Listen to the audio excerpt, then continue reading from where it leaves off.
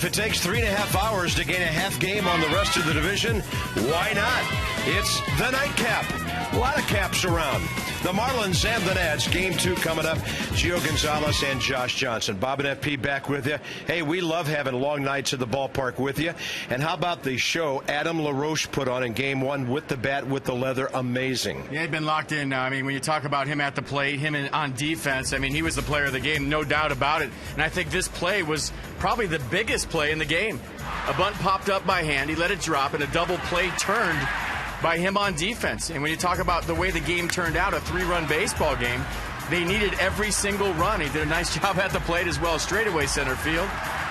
21st home run of the year, and I don't think there's anybody in baseball hotter right now than Adam LaRoche. Game moving very slow. He's in the zone. So look at that. Over his last couple of games, 2 runs, RBIs, runs, scored, I mean homers, you name it, total bases. Adam LaRoche is doing it, and he has an 11-game hitting streak. Now, if Gio Gonzalez, if there's ever a time to go 7, tonight might be it, because the Nats had to use a lot more of that bullpen in Game 1 than we thought they would. Well, you knew Gio Gonzalez was going to be in attack mode for Game 2 regardless of what happened in Game 1, but maybe the game plan changed by the way the bullpen was used in Game 1 coming off his last start. July 29th at Milwaukee, gave up 5 runs, 4 earned over 6 innings. He walked a season-high 5 guys, so a big outing for Gonzalez, and we've seen it before from this guy. Bounce-back outing. The Nats, Davey Johnson, and himself need it in Game 2. Well, Josh Johnson is another one of those guys who has a very good career record against the Nats, but at times, Washington has some guys that'll jump up and get him. Ryan Zimmerman, left center. There are no cheap homers in that ballpark down there. It's Josh Johnson, Gio Gonzalez, Zimmerman, LaRoche, Harpers, and Morris in the lineup tonight.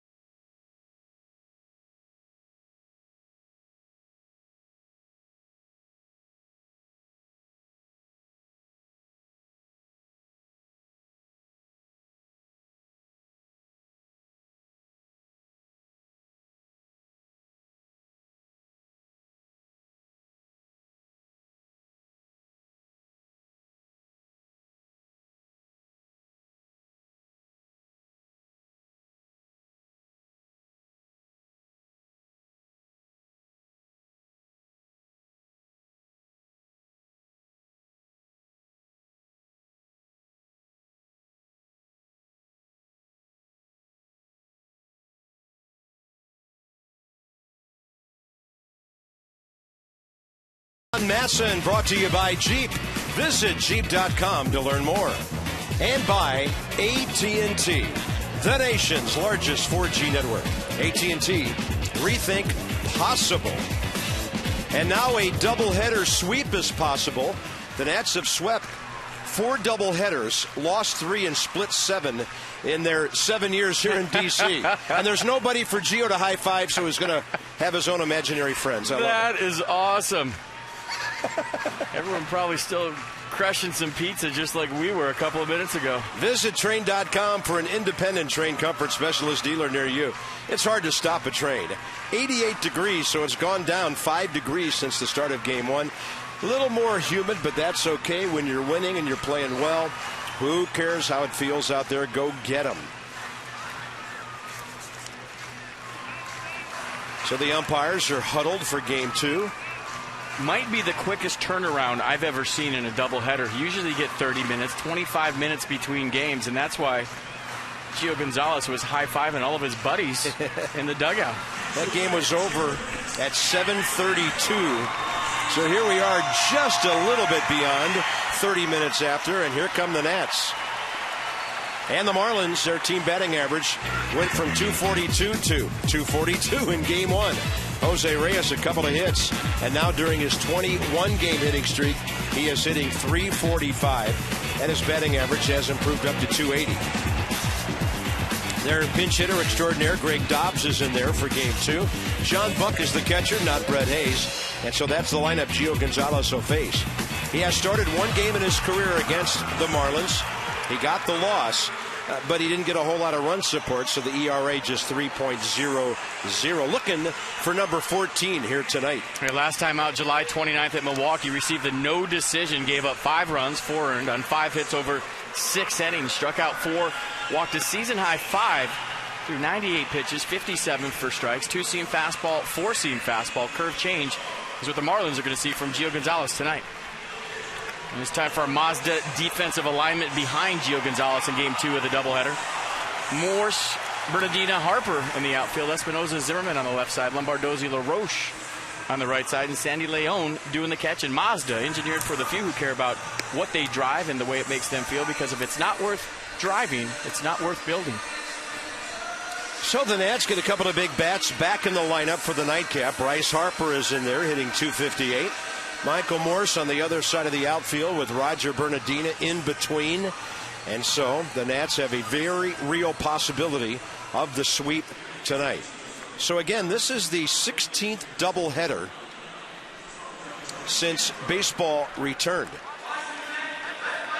And the Nats have won 4, lost 3, split 7. Adrian Johnson, 5-year veteran, has the plate. Mike Muchlinski, field and culprit, the crew chief, and Tony Basner has third base. So Gio's behind the mound. He has had a chat with himself, and he is ready to roll.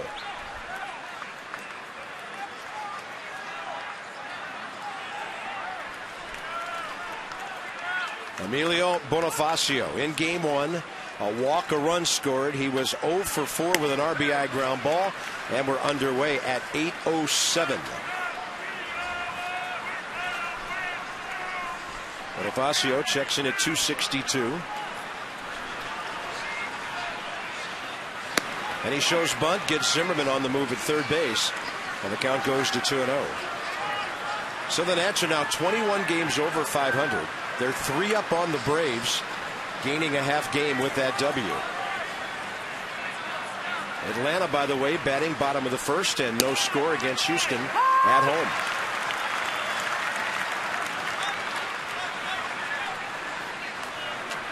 But they have the bases loaded with 1 out. 2 balls and a strike to Bonifacio. And Gio gets the corner. Strike 2. Well, if you remember his last outing in Milwaukee, Mike Esterbrook became a big part of the story. Gio Gonzalez had a couple of borderline pitches that didn't go his way, and it looked like it may have affected him the rest of the way out. Severe damage right there, and here comes Adam LaRoche. He's registered the last 3 outs, catching a throw from Espinosa, getting Reyes to end game 1, and now handling that one. A little basket catch action right here. I mean, just like everything else, right? Easy. Donovan Solano, the third baseman this game, started the last game in left field. And Jonathan's brother in that game went 1 for 5. So he's hitting 284. The Nats team ERA went up just a click from 3.26 to 3.27 in game 1. Still the best in baseball for Steve McCatty's crew. And he'd love nothing better than for Gio Gonzalez to get through some early innings on a low pitch count. And there is some more right in on the hands of the hitters. 2 great jam jobs to start the game. Lombardozzi handles that. Here comes Jose Reyes.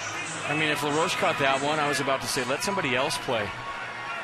Yeah, that was Lombardozzi's ball. I'm glad he called Adam off that thing. he'll have enough to do before the night's done. He's been the center of it all here for about the last week or so. So Reyes, a couple of hits in game one, hitting .280 now. And forget about that one.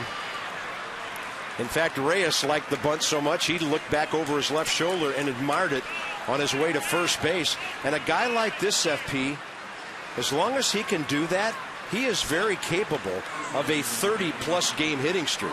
Well, if you saw Ryan Zimmerman, I mean, he's playing back.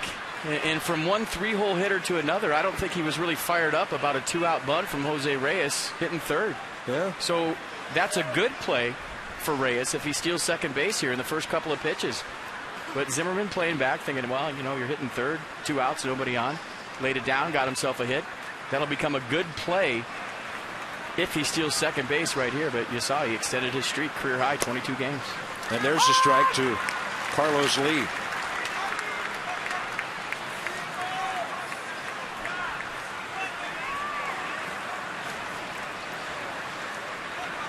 Carlos Lee 1 for 6 against Gio Gonzalez. With an RBI.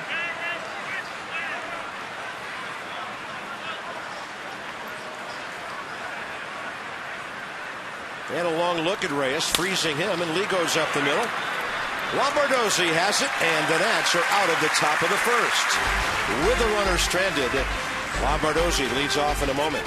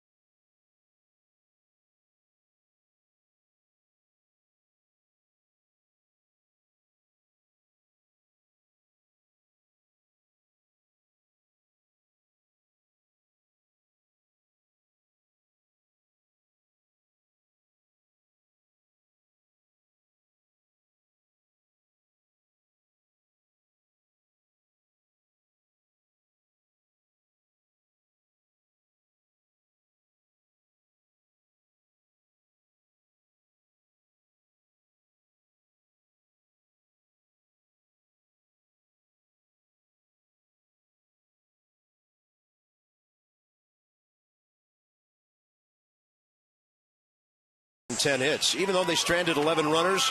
A good offensive day, and it'll be Lombardozzi, Harper, Zimmerman, Adams in there. So's Michael Morrison, Espinoza, Roger Bernardina with Sandy Leon getting starts. See your authorized Dodge dealer and experience a world of performance, design, and fuel efficiency.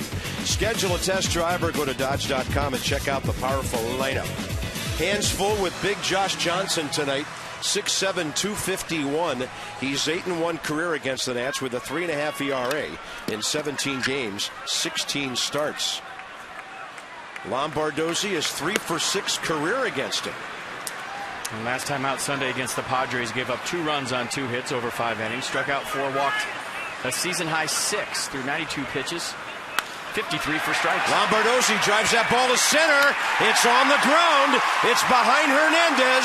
And this is at least 3 for Lombardozzi to start the nightcap. Second major league triple. Well, been aggressive early in the count lately, and it pays off right there. Got a fastball right down the middle. Watch him get on top of this. Creates some serious backspin. Ball carries into the gap. Hernandez with an all-out dive right there, but in the gap as a center fielder, you do that. It's going to go all in to the wall, and a leadoff triple for Steve Lombardozzi, and there goes the no-hitter quick style in game 2. And maybe the shutout in short order. Great RBI chance early here for Bryce Harper. He goes up hacking. Hey, we see other teams do this to the Washington hard throwers, don't we? Attack them early if you see something you like. If you get a first pitch fastball and you do it with a game plan, you're looking for it on one side of the plate in a location, why not?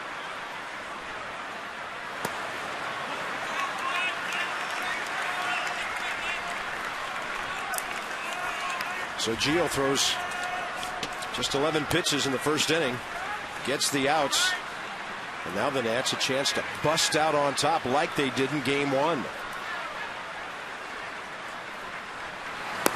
Harper takes it low and in, ball 2.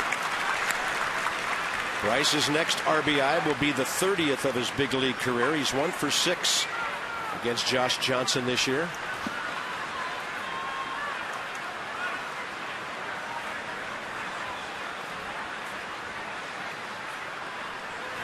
And a pretty good breaking ball by the big right-hander evens the count.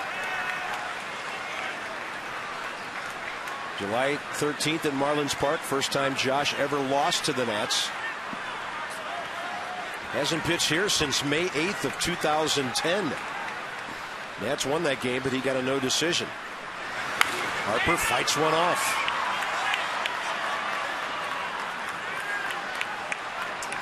It's kind of been the pattern for a couple of weeks with Bryce. Fastballs in, changeups away. It's only a matter of time before he gets turned on one of those and goes up or tank. He's hit 9 homers. That's way inside. 3-2. It's a good game plan right there and good 2-strike hitting from Bryce Harper. As a hitter, especially left-handed, if you're looking for the fastball in, you'll swing over that slider at your back knee. That tells me he's still looking for that fastball out over the plate, maybe even away to drive in the run. Braves left the bases loaded, bottom of the first in Atlanta. And Harper swings through that one for the first out.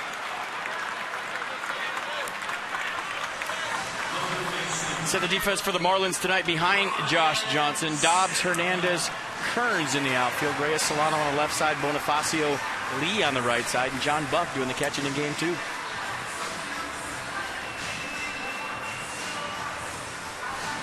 Now Ryan Zimmerman, who has 10 career hits against Josh Johnson. Infield still in. A homer, 5 RBIs.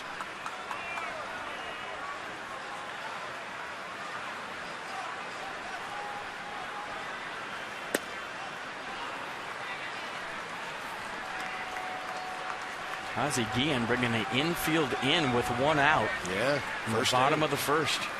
By the way, Zimmerman, Worth, and LaRoche, 3, 4, and 5. Each one of them on base 4 times in the game today. Give you an idea what Ozzie thinks about Gio Gonzalez.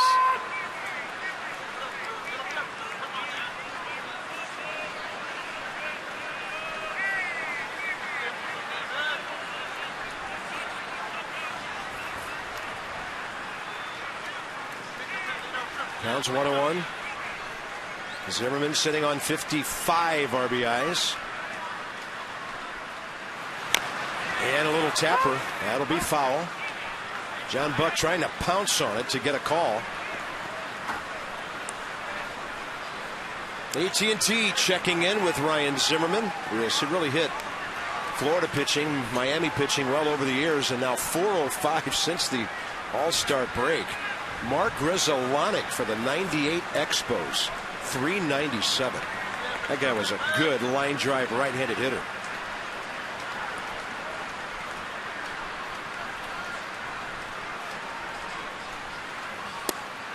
Well inside, 2-2. Danger lurking for the Marlins. Adam LaRoche is hitting 276 now. Ryan Zimmerman's at 279.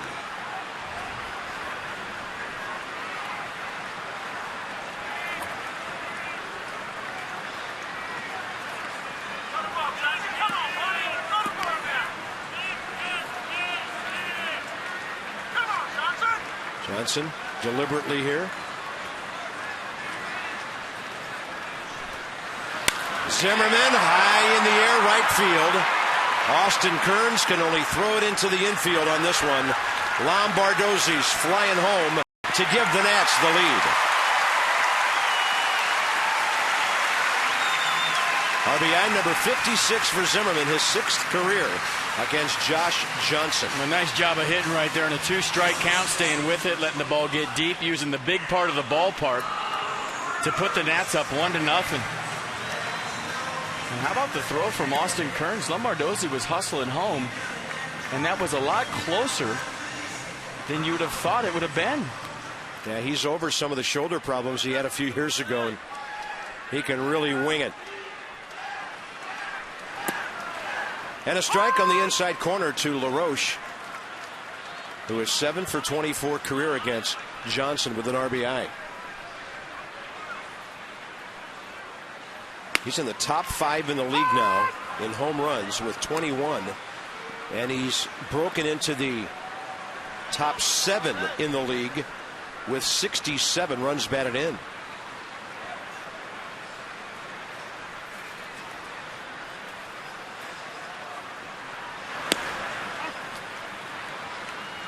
And now Adam, during his hitting streak, is 19 for 41.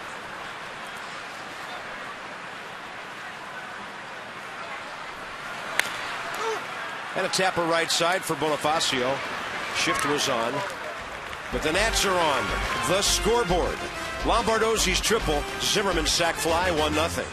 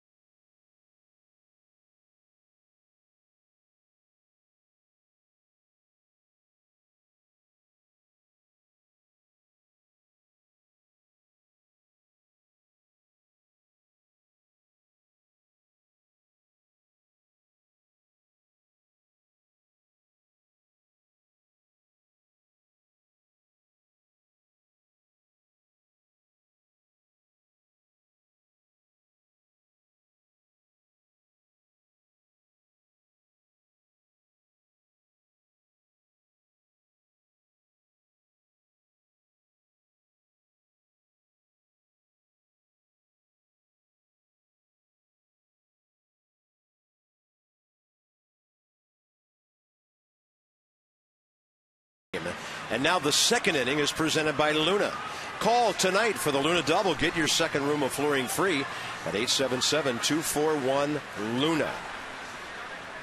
11 pitches, 8 strikes for Gio to start out his night. Only a bunt base hit by Reyes with 2 outs.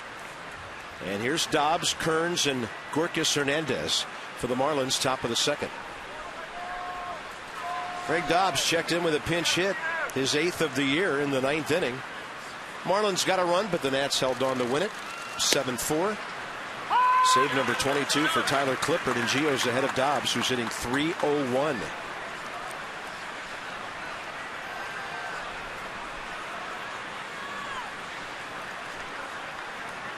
Dobbs got that base hit off a left-hander, Mike Gonzalez. Front door breaking ball. It's a beauty, and Adrian Johnson says strike 2. We got to believe after the last outing for Gio Gonzalez, command wasn't there. Probably not his sharpest outing of the year. The adjustments have been made, and on top of that, everybody at home watching this game in South Florida, that the focus is right where it needs to be. On the strike zone. Almost hit Dobbs with that inside breaking ball. So Gio checks in with 124 innings this year, 5th in strikeouts with 103 .337 and number 1 with the opponent's batting average of .199. Even Justin Verlander's at .201. Swing and a miss on a pitch away. First strikeout, and he's retired for the first 5. A little hop on the fastball early in this ball game from Gio Gonzalez. Staying closed nice, getting to the backside, kind of riding that back leg, getting to his release point on time. Perfect location on 93. To find out why employees choose STG, visit STGinc.com. And not too many hitters visit first base. Look at that, 5th best by a lefty since 1969. Crazy good, and he faces Austin Kearns, who saw him a bit in the American League when Austin was an Indian and Gonzalez was an Athletic. Kearns 0 for 6 against Gio. Right in there.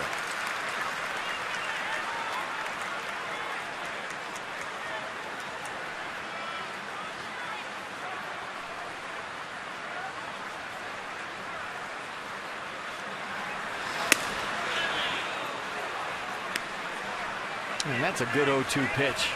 You go into Kearns, you make him move his feet. There's purpose to that pitch. It opens up the outer half of the plate. It also opens up the curveball if you want to go to it.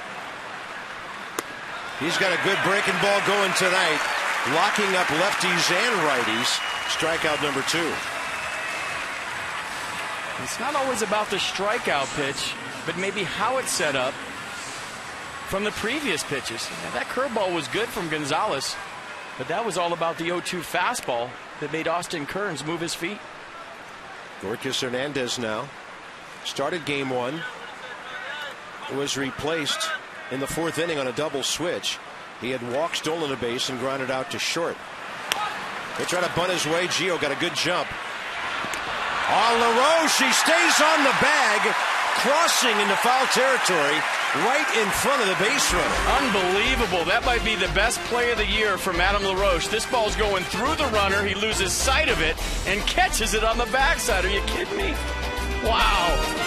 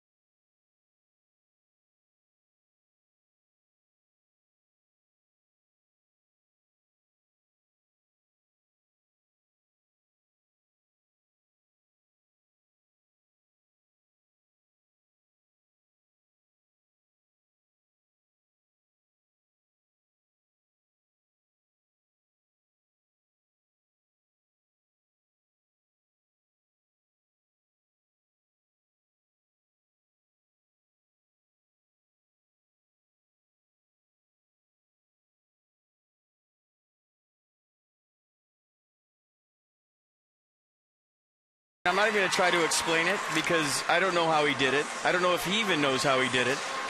But Gio Gonzalez off the mound quick, throws a laser beam that crosses the runner, Hernandez. LaRoche on the move, sticks his glove out, makes the play. I mean, the only thing I could come up with right there is the game is moving at such a slow rate right now for Adam LaRoche. It just doesn't matter if it's 98 on the inner half he's turning on it, or a nasty feed from a pitcher as he's running to the bag that he doesn't see, and it goes in his glove. Amazing. Michael Moore's first pitch he sees today, and he's hacking. Michael steps in tonight, hitting .300 with an 11-game hitting streak, 15 for 45. Another good season against Marlins pitching. Hasn't seen him that much because he was out so long. 0 for 3 career against Josh Johnson, who jams him and just misses getting a strike with that heater. Johnson first inning, 18 pitches, 10 strikes. There's the career number against his home state team. On a slider, hits it hard and right at Bonifacio. That'll bring in Espinosa with Bernardina. A couple of lefties now to follow. Employees choose STGinc.com. Find out why. Josh Johnson is one of the great guys in baseball at not giving up home runs. 7 this season. Tied with Johnny Cueto and Zach Greinke for the second fewest among National League starters, and Gio is the only guy ahead of him with 6. It's an impressive stat, but half of his games are played in the Grand Canyon in Florida. That ball launched by Espinosa. Well, that's a shame. Danny hungry for hits lately, and he hit that ball extremely well. Caught by Dobbs. 2 outs. 2 line drives unrewarded here in the second. Roger Bernardina getting a start tonight.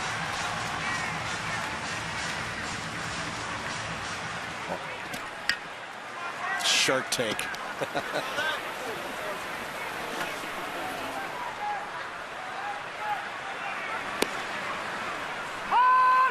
Well, we'll see if the Marlins need a bigger boat. Marlins against a shark here, okay? He hits this one out to right, and it'll hang up for Austin Kearns, who has to come forward to get it. And a quick 1-2-3 for Josh Johnson. Bottom of the second. 1-0 Nats.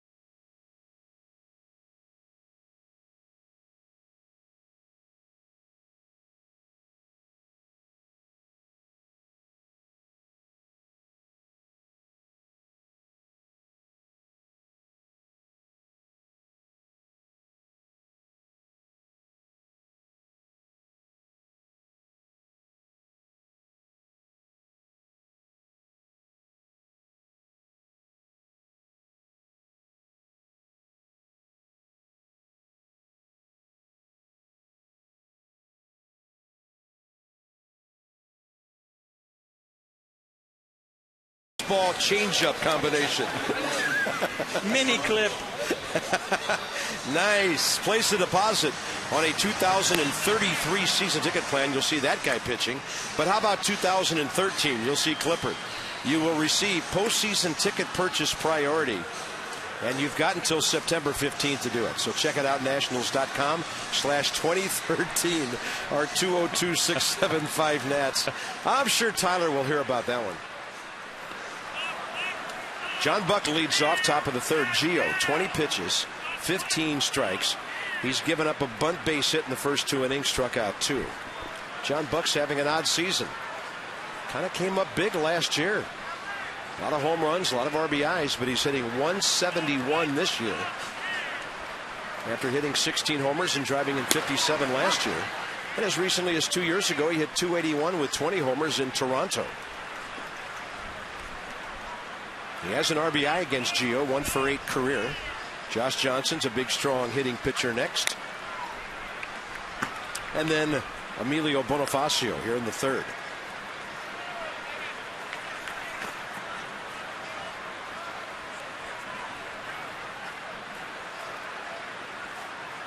I talked to Gio yesterday, about his tempo on the mound and his work rate, saying, do you ever get caught up in the opposition pitcher, the opposing pitcher on the mound, and how fast he's working? He said, no. He said, last time against the Marlins, Mark Burley was on the mound. I felt like your tempo was matching his tempo. And he said, not at all. I like to work fast. I like to get the ball and throw it. And he said, for me in my outings, you know, I like to pitch to contact, believe it or not. I'm not about the strikeout. I want guys to put the ball in play quickly so that A, my defense stays in it behind me, and B, I can go deeper into games and get more decisions. Love that mindset. Find it quite refreshing these days, by the way. Not all guys feel that way. 2-2 and the fastball's up. When you see so many guys in baseball, throughout baseball, throwing so much off speed, you feel like guys don't want to pitch to contact, that they really want to miss barrels and miss bats more than letting their defense play behind them. That's not the case with Gio.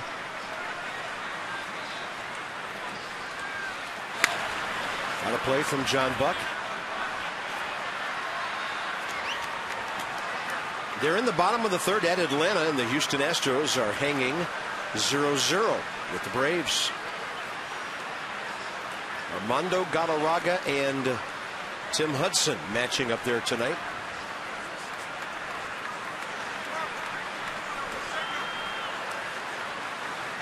And a 3-2 pitch.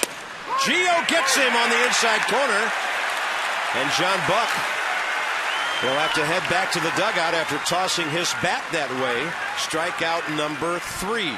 We had 94 planted on the inner half. Check it out on Pitch Track. Good frame by Sandy Leon. Perfect spot from Gio Gonzalez. I mean, there's not a lot to do right there if you're John Buck. Once you take that pitch, you might as well flip your bat because, I mean, just a perfect pitch, pitcher strike. It's in there to Josh Johnson, who has a good career batting mark, but he's 1 for 30 this year. He's hit 3 homers and driven in 25 in his 8 years in the big leagues. And a big breaking ball from Gio.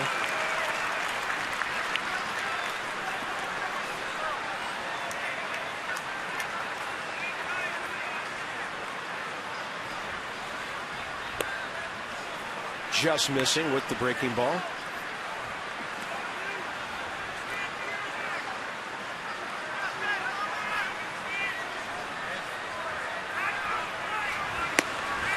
And that is a hitter disposed of in a hurry. He has struck out 4 of the last 5. Top of the order now with Emilio Bonifacio. Like I just got done saying, Gio Gonzalez likes to strike everybody out that he faces, and he does not want to pitch to contact. So 37 times 4 tonight to the National Institutes of Health and their families. Every time an ad strikes out an opposing hitter, the Washington area Toyota dealers helping children receiving medical treatment and their families at the National Institutes of Health. So trying to bunt his way on is Bonifacio, and evidently the bunt is the best Miami offense tonight. It's the 3rd inning in a row the Marlins have bunted with 2 outs and nobody on. That might give you an idea of the kind of stuff that Gio Gonzalez has got going tonight.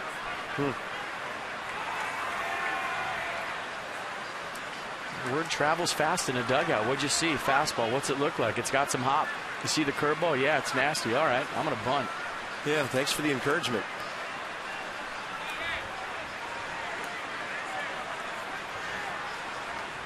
So Bonifacio 0 for 5 in this doubleheader with an RBI ground ball.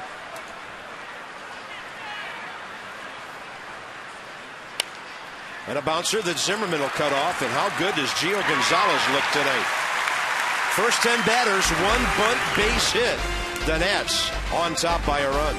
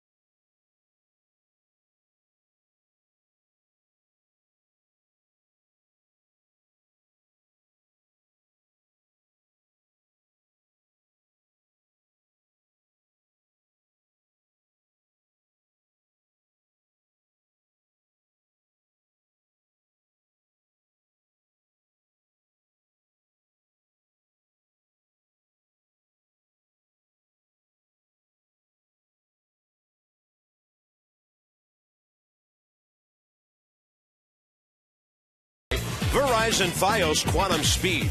Introducing internet twice as fast as anything America has ever seen. And by Navy Federal Credit Union, serving the Army, Marine Corps, Navy, Air Force, the Department of Defense, and their families. Federally insured by NCUA. Warm night, beautiful night in D.C. And the Nats have a chance to make it a perfect night. Long way to go. Bottom of the third, Leon, Gonzalez, and Lombardozzi. Josh Johnson, 24 pitches, 15 strikes, and he gets the call. Bottom of the third.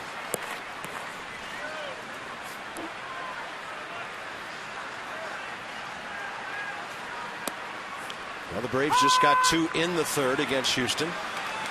2-0 there. Nats on to Houston after this series for 4. And because of the count, Sandy Leon has to reach out and tap it foul. He's held his own as a major league hitter, no doubt about that. 7 for 25 with a couple of RBIs. 4 for 18 from the left side. And the Nats, of course, have an established major league catcher on the way to D.C., 28-year-old Kurt Suzuki. A former teammate of Gio's in Oakland.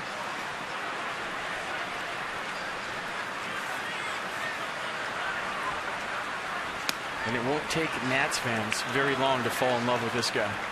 You watch the effort that Suzuki gives on a nightly basis, the way he commands a baseball game in the squat behind the plate, the way he throws the ball. And he just gives you good, solid, professional at-bats. Doesn't give in. Hits a ball hard to all fields, but his strength is to right center. That's on the corner, says Adrian Johnson. Second strikeout, 1 out here in the third. And by the way, it's the second time in the last 3 years Mike Rizzo's grabbed a catcher at the trading deadline or after. Great pitch. Great pitch for him. About a foot outside for Leon. Wilson Ramos came over a couple of years ago for Matt Capps.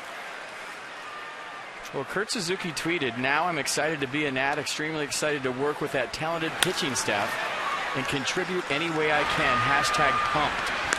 Nice. One pitch, Gio grounds out to Reyes. First time through the order, the Nationals go 1 for 8 with a triple by Lombardozzi and a Zimmerman sac fly. So Edwin Jackson enjoying the evening. Telling Gio, you all right?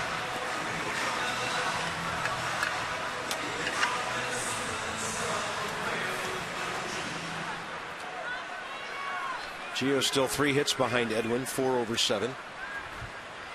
And here's Lombardozzi, who laced a triple out to left center first time up. Gorkas Hernandez tried to make a shoe level catch, couldn't get to it.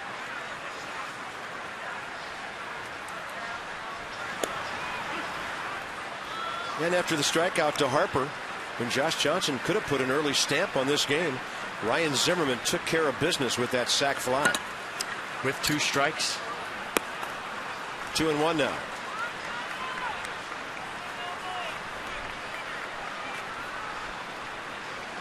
Bryce Harper struck out first time up. It's first time tonight he's seen Marlin pitching after sitting out the opener. And a swing and a miss, 2-2. Slider's been good from Johnson. 89 miles an hour, has been thrown at the back knee of lefties.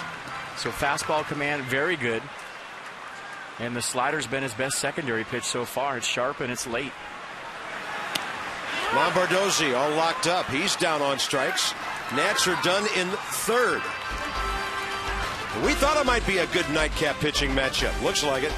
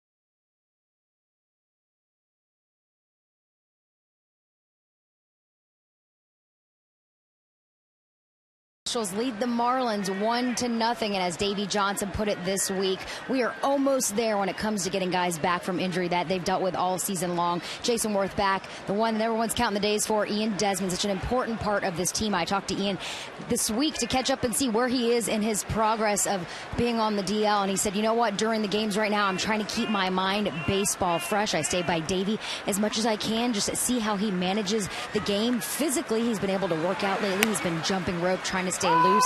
He says he feels great, and I said, you know, is it hard to kind of keep yourself back and not want to go full throttle the way you're feeling? He said, you know what, I did that once, I pushed it, I'm not doing it again, I'm taking it day to day. He said, but being around his teammates on the road, here at home, he said he just wants to be a part of it. That's what I signed up for. So everybody counting the days when Ian Desmond returns. All right, Christina, that's our sideline report. Visit AFCEA.org, the Association for IT Pros. A pretty good game plan. When you go on the DL of the ball club, it's just a weird vibe that you get when you're injured. But if you keep yourself around everybody, around the manager, keep your mind baseball fresh, I mean, it's a way to still feel a part of it, even when you can't contribute physically. Roger Bernardina for that drive in right center. Hard to hit a ball between those two guys in center and right. And Donovan Solano is 0 for 2. And that brings in bunting star Jose Reyes. In this doubleheader, he has bunted for hits twice. He has a double. 2 for 6 overall. And a 2-out bunt base hit, extending his hitting streak to 22 games.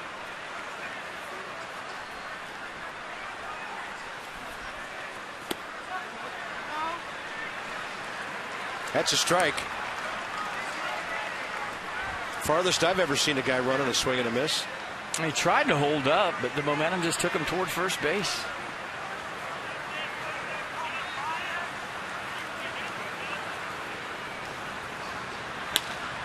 Reyes lifting one on the other side. And Roger cruises over to grab that one. 2 quick outs for Gio Gonzalez here in the 4th, with Carlos Lee coming up. Let's have a look at our PNC minor league report. Solutions that help you achieve your financial goals. PNC Bank. For the achiever in you, the Auburn Double Days have a good left-hander, Brett Mooneyham, out of Stanford. 3rd-round pick this year. You always love it when they get signed. NFP, they get a taste of professional baseball that first summer. I mean, I think that just puts them light years ahead of where they could be if there's a long holdout or if they don't sign. Well, that's what 99% of guys do. You know, the 1% that holds out and misses a half season. Then you sign your contract and go to instructional league, not the same. Here comes Bernardina again. Tie a record, Roger. All 3 putouts. 2 of them on line drives. A 1-2-3 for Gio and contact.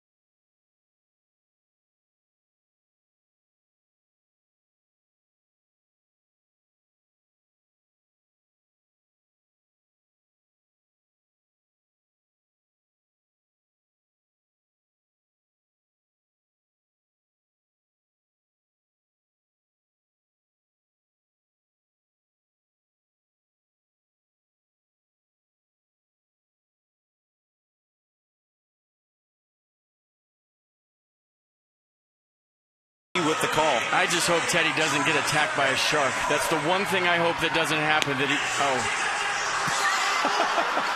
And that is the most mutant-looking shark I've ever seen in my life. That is an outfield shark, folks.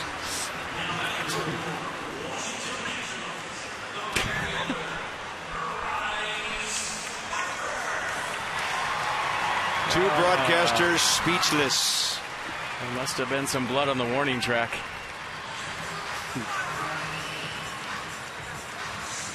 Well, that's a little more manly than getting taken out by a gecko.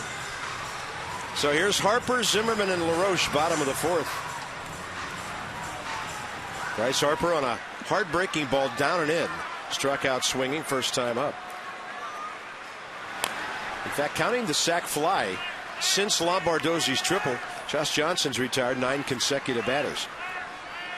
I think Zimmerman got that ball deep enough to score that run the way this thing's going. Meanwhile, Gio's averaging 10 pitches per inning.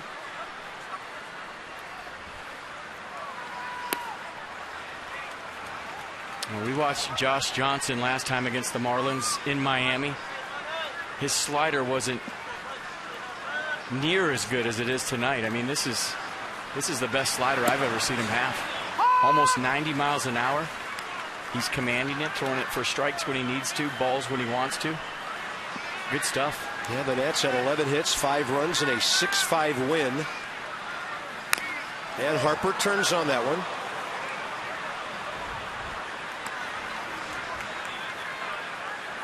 I mean, as a hitter, off of a fastball that's in the low to mid 90s, you'll pick up that rotation late, but it's after you start your swing and you realize, that's breaking on my hands. I really got to pull them in to get to that slider.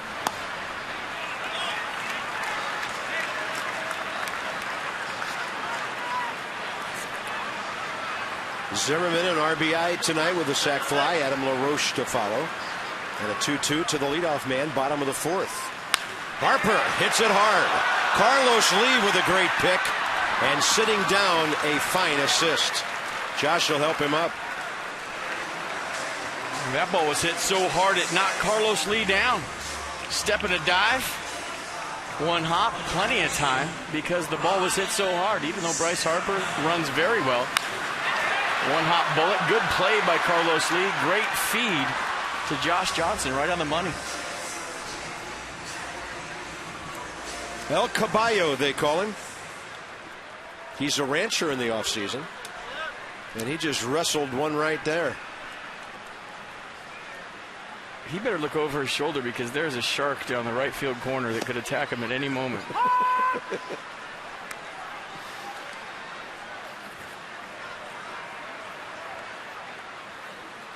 See? I mean, they're everywhere.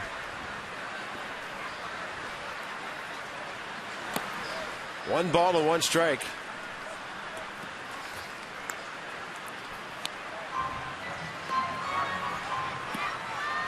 I mean, you look at 2 months left, even with some of the time he missed and the trouble he had with that shoulder, Ryan Zimmerman has a chance to drive in 75, 80 or more runs.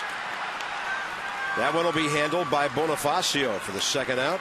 Find out why employees choose STG at STGinc.com. Series comparison, the Nats just tied it, but they're 3-0 here. It's down in Florida where they've had a hard time, but they've got the advantage in everything except stolen bases. Well, they got swept their first time down in Florida, but that was a whole different ball club than the one they're facing right now. Now the Marlins are one of the best teams in baseball against left-handed starters with a winning percentage of .545.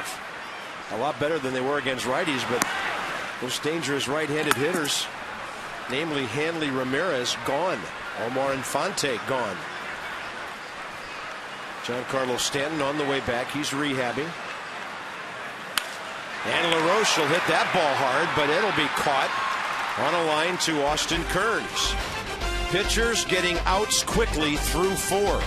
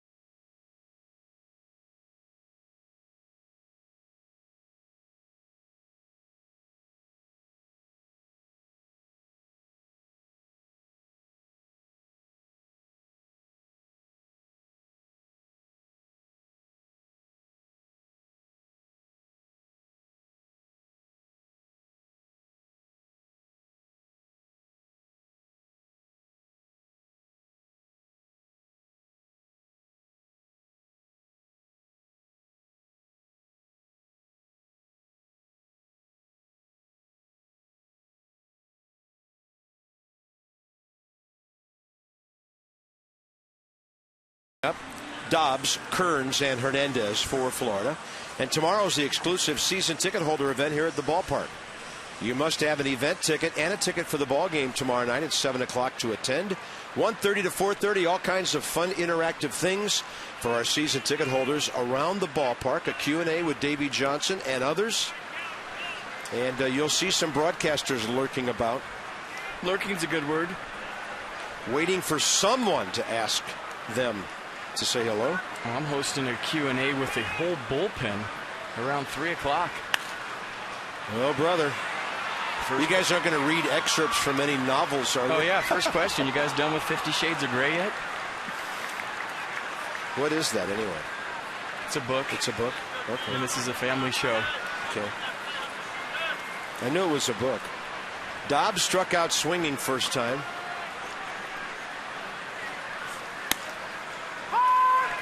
Oh, 2.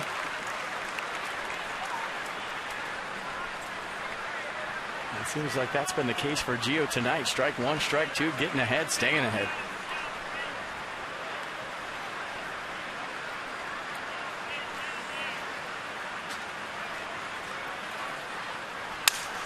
Sounded like a busted bat, and LaRoche just couldn't get it. This could be interesting. Dobbs will wisely stop. Look at that bullet. What a play just to get there. Bryce Harper with a frozen rope to second base. Marlins have their leadoff man on first time. I mean, just the effort to cut this ball off and not to give up on it because it wasn't hit that hard. So now you got to get over there, do the spin move, launch a throw right on the money. Nice job of holding Dobbs to a single. You know, Bryce probably throws the ball as hard as anybody I've ever seen who has kind of a sidearm whip to it from the outfield. He's not a straight up over the top guy. He gets tremendous velocity and distance with that. Well, that's kind of how he threw as a catcher. It wasn't conventional. Just kind of slinged it. How about a conventional 6-3 double play? Love it.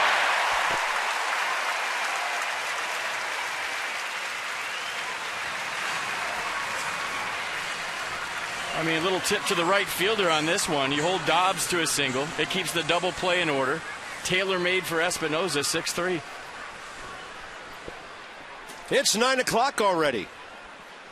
Top of the 5th inning. Bases empty, 2 outs. Gorkas Hernandez will be the hitter. Bob, FP, and Christina enjoying a long afternoon and evening at the ballpark.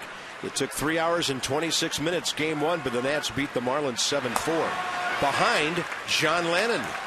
And some good work at the end of the bullpen evening with Tyler Clippard grabbing his 22nd save.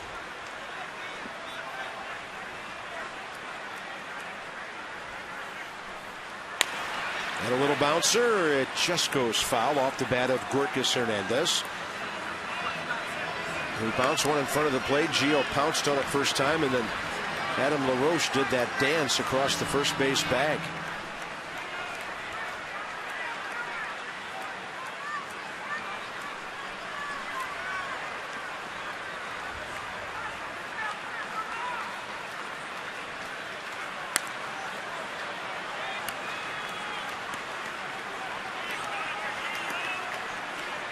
Let's go inside the numbers with Kia. Starting pitchers this season for the Nats. Best ERA, opponent's average, strikeouts per 9, home runs allowed. Everything clicking for this bunch. Including a nasty changeup from Gio Gonzalez in an 0-2 count. Strikeout number 5 and 5 shutout innings by the lefty.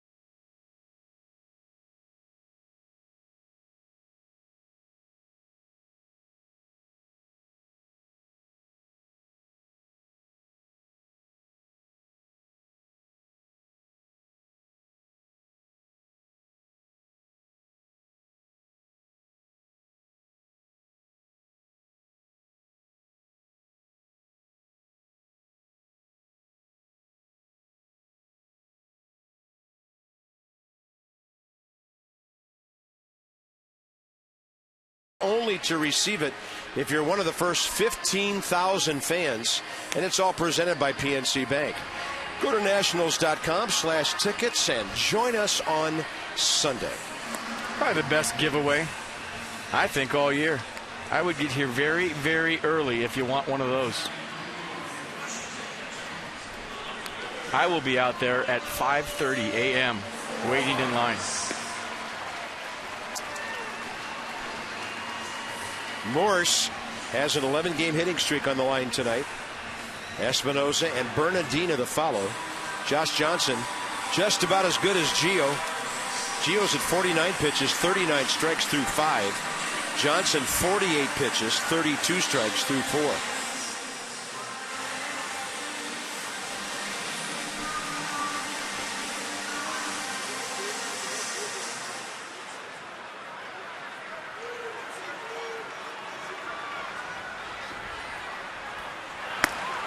Fastball up and in.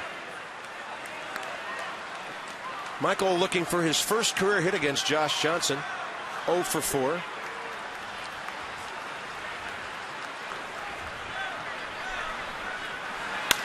Got a slider, waited for it. That ball is cutting to the wall. It's a 12-game streak, and Michael Morse checks in with a beauty of a double. He just hit it so hard, Hernandez couldn't get it. Yeah, Hernandez took a good route and made this closer than I thought. The ball tailing away from Hernandez. Michael Morse keeping the hands back. Curveball out over the plate. And that was out to right center field and off the wall in a split second. I mean, you can't hit a line drive much harder than that. So he's at second base with nobody out. Every run big here. The way this one's shaping up between Gio and Josh. So Michael Morse now 16 for 47 over his 12-game hitting streak.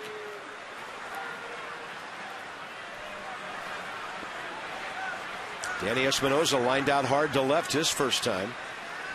Solano shallow at third as if expecting a bunt. And Carlos Lee is in the baseline just off of first. Well, you would think this is shaping up to be a pitcher's duel. Espinoza with the big at-bat here. Runner on second, nobody out. Bottom of the fifth. Any way he can move Michael Morse to third or better would be huge right now, the way Gio Gonzalez is pitching.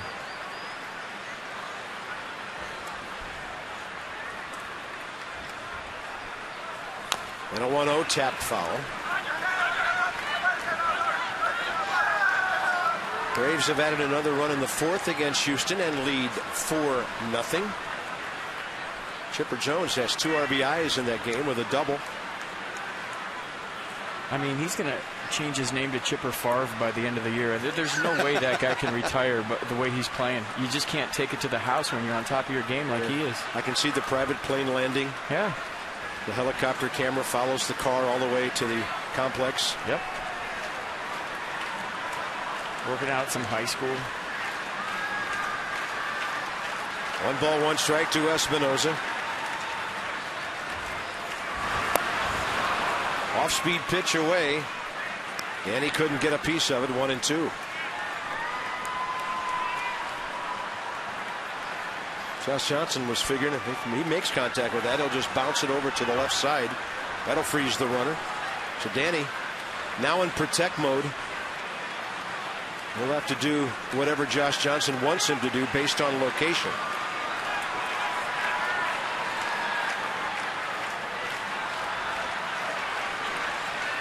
Keeps it away, down and away for the strikeout.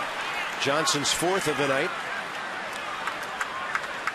Pretty good sequence by Josh Johnson. Good pitch calling by John Buck. You got a guy up there trying to roll over and hit the ball to the right side. And what do? You throw him soft and away, and he runs out of bat and can't get to it. Nationals Pitch Track brought to you by Kinetic North America, providing world-class technology and responsive solutions to our government customers. It's up to Roger Bernardino with 1 out. Sandy Leon, switch hitting catcher, is next.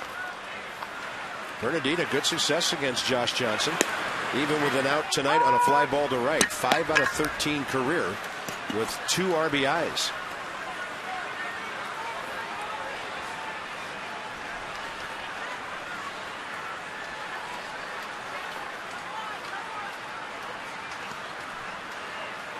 Well, there's a big showdown in the National League Central this weekend.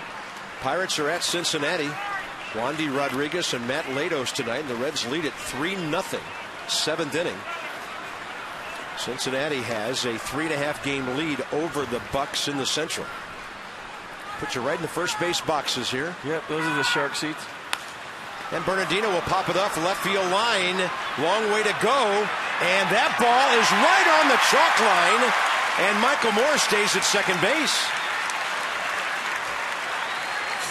So on a base hit by Bernardino with a runner at second, it ends up first and second because the play was close to third base.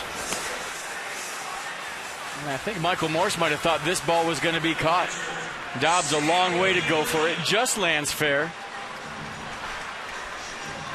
And I guess if Michael Morse is too far off the bag right there, he's thinking he's going to get doubled up. But generally speaking, with one out, a runner on second base, you kind of get far enough off to where if it drops, you can advance. Yeah, we've seen guys get thrown out at third on those too. It's a tough base running play. But Michael hanging around the bag, taking away any chance of advancing. So here's Leon, and the pitcher's next. So the rookie catcher will have to come up big here. Right in there.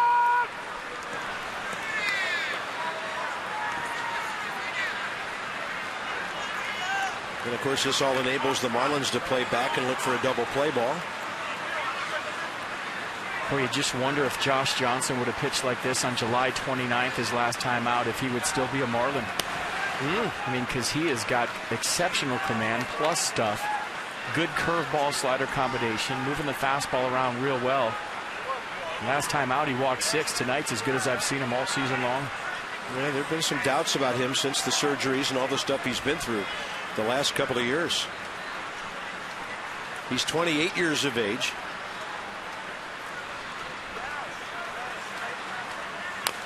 Leon fouls it, and the count's 1-2. Morse led off with a double. Espinosa struck out. Michael stayed there. And a blue hit by Bernardino right on the chalk line in short left field.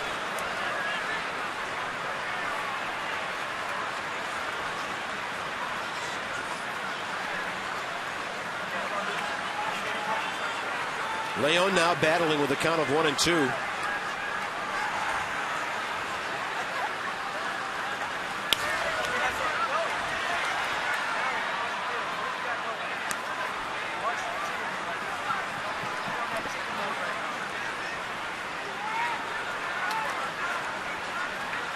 Gio enjoys bantering with the folks sitting near the on-deck circle down there.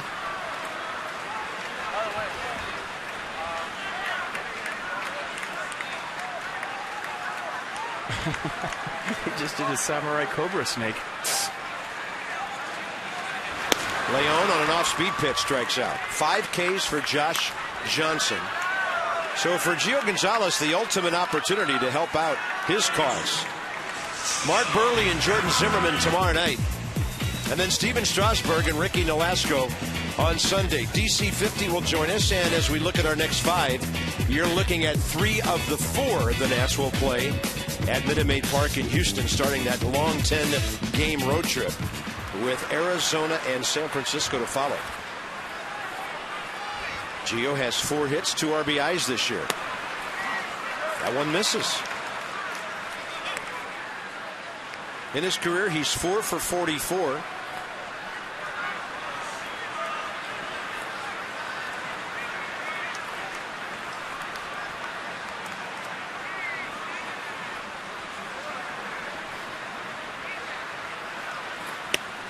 And he went hacking on a 93-mile-an-hour fastball up and away.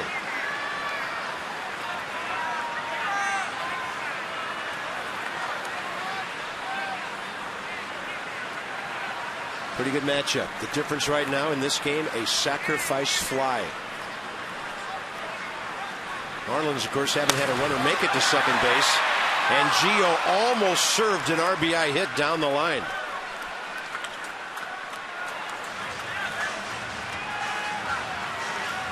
I think that was a 90-mile-an-hour slider from Josh Johnson. That's 90, folks. Going down and getting that. And after swinging through the fastball before that, I would be surprised if Josh Johnson goes to anything but a fastball right here in a 2-strike count to Gio.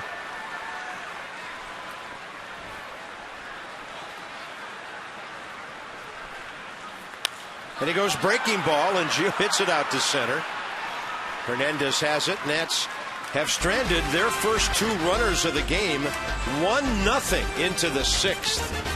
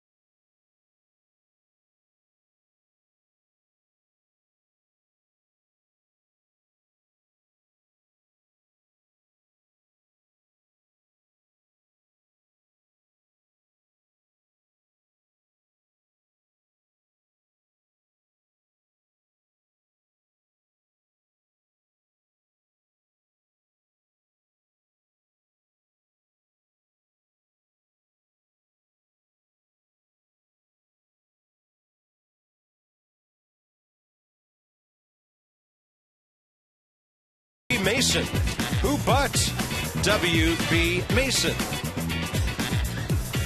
And this one rolls on through the middle innings right now with Gio Gonzalez and Josh Johnson matching up brilliantly.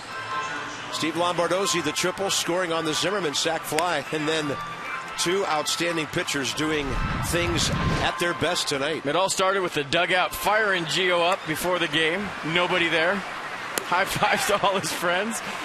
But you can tell from the first pitch, the focus, the body language, the mound presence. Despite the stuff has been unbelievable. Fastball, curveball, change combination, all about strike one. Fastball's had hop, the curveball's been good, and so has the change. Hollywood Casino Charlestown Races has the ultimate triple play. Slots, tables, and dining. National League strikeout leaders, and Gio started the night with 137. So he's approaching Clayton Kershaw, maybe Cole Hamels and R.A. Dickey tonight. R.A. is pitching for the Mets later this evening in San Diego. Here's John Buck. 3 hopper. Danny Espinosa. Bang, 1 out. Certain guys with their arms can lay back on a ball. Danny Espinosa, one of those, and now 3 straight since the base hit last inning by Greg Dobbs. Really the only clean outfield hit the Marlins have had in the game. Next up is Josh Johnson. There's a lot of things that go into it as an infielder on what you do with the baseball. The velocity of the ground ball, the speed of the runner, the strength of your arm, all that goes into whether you charge it, whether you lay back, how you field the baseball. Gio's retired. 13 of the last 14 Marlins since the Reyes bunt base hit with 2 outs in the first.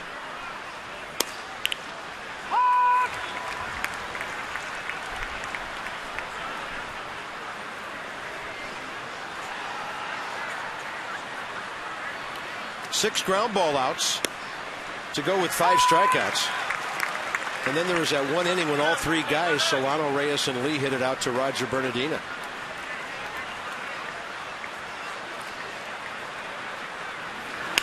And a 1-2, and Josh Johnson takes a good rip.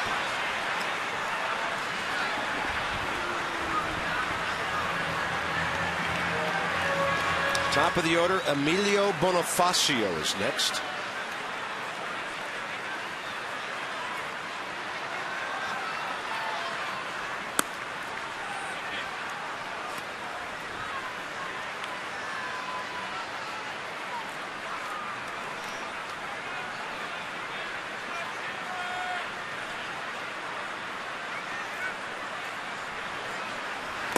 3-2.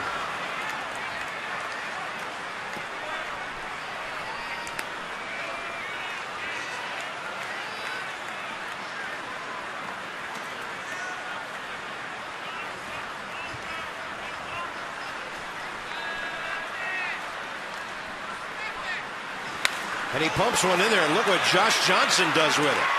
One hops the wall, might be a play at second. He better go back. Harper displays the arm again to keep a double play in order. That ball really hit hard.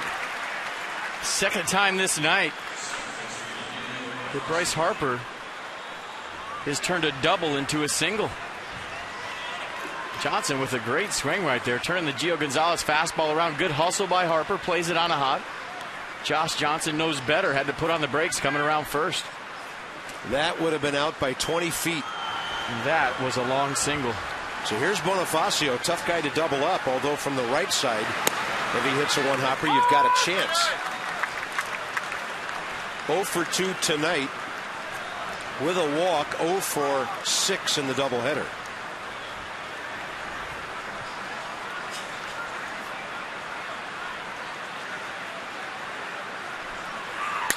He goes right field way. Bryce Harper right there, 2 down.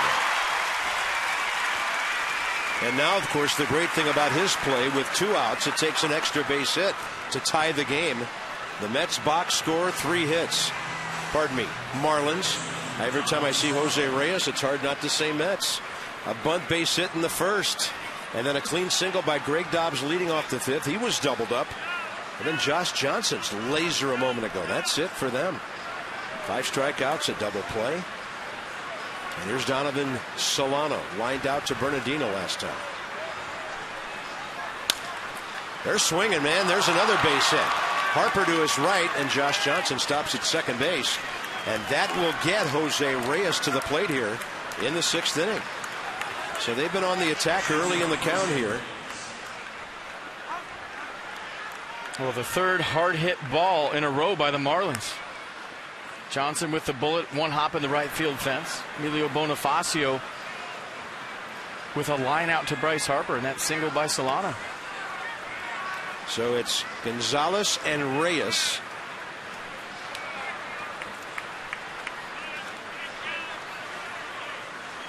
Jose Reyes hitting in the 220 range, right-handed this year, and that's ball 1.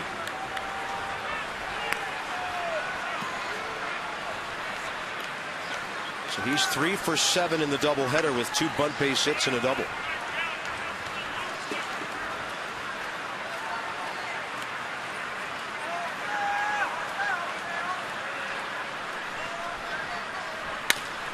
Right side, LaRoche, and it gets through. They're going to hold Josh Johnson again. The ball gets away, but no advancement by the runner. And Bryce Harper's arm continues to be a factor in this inning, but now the bases are loaded with Carlos Lee coming up. I mean, it's always a bonus when you get your pitcher on, especially with 1 out, but the Marlins are playing some serious station-to-station baseball. And what does that mean? 1 base at a time. Josh Johnson was stopped by Bryce Harper at first. The base hit by Solano, Johnson had to stop at second. Now the base hit by Reyes, and Johnson had to stop at third. Well, sometimes here's your ball game right in the 6th inning. Good call. 1-0 game, bases loaded. With the bases loaded in the 1st inning of game 1, Carlos Lee hit the ball hard and hit into a 6-4-3 double play. And he attacks to tie the game and give the Marlins the lead. Where did this come from? 4 hits in the last 5 batters after they had 2 hits in 5 innings. 2-1 Miami. And Josh Johnson, the pitcher, started this. That is 5 bullets in a row by the Marlins. First pitch fastball, Carlos Lee not waiting around for anything. Right down the middle. Took it right back up the middle.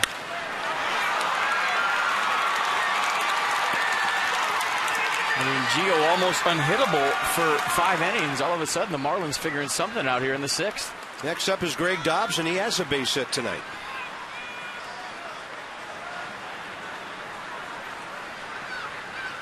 And he laid that ball into Josh Johnson because he went to 3-2 on him. Didn't want to walk him. And that got this started with 1 out. Now with 2 outs, there's another hitter first pitch attacking. Of course, Greg Dobbs is used to that.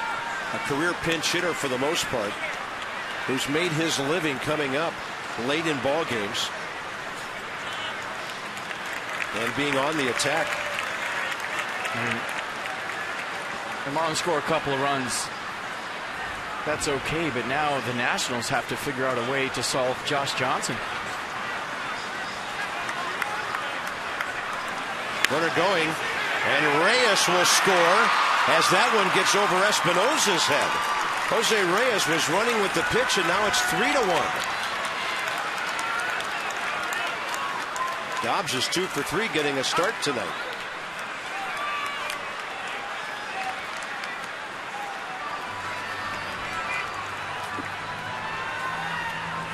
Now Reyes with a pretty good jump right here, but not really a factor. He was going to score in that either way.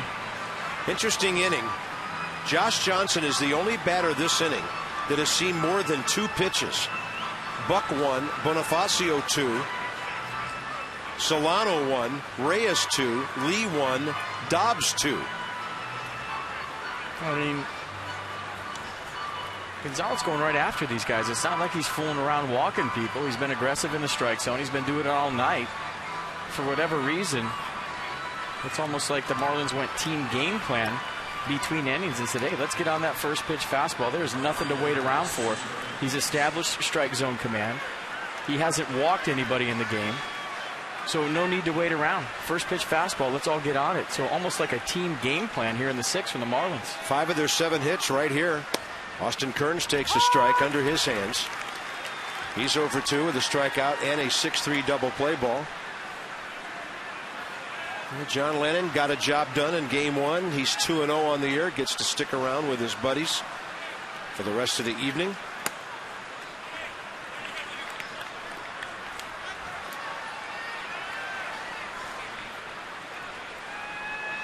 "13 good innings at the major league level this year."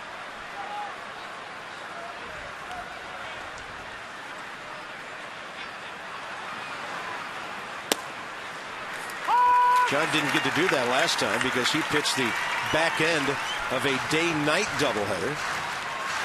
Good changeup right here from Gio. Well, you'd think John Lannon might be that guy tonight in the clubhouse, is like the guy that won't leave the party late at night, that you can't get to leave your house. I mean, he doesn't want to go back to Syracuse. And a 1-2 to Kearns. Up and in for the strikeout. So the Marlins cash in 3 runs with a singular approach 5 times in the 6th inning.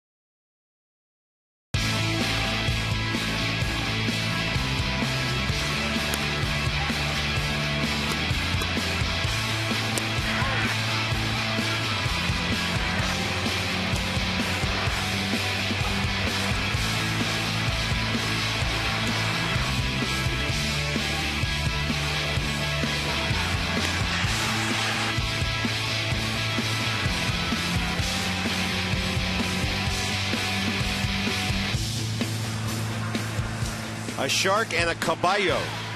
Part of the action here tonight. Top of the order for the Nats, bottom 6. And now they have 1 run on 3 hits against Josh Johnson. And this game has turned in an instant. Lombardozzi will take off speed, low and away for a ball. 1 for 2 with a triple, and the Nats only run back in the first. And this one out to left center, and Hernandez will run that one down.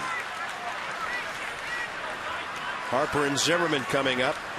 And other than Lombardozzi's triple, Zimmerman's sac fly, and 2 hits in the 5th. A Morse double to right center, and a blue hit by Bernardino. That's it.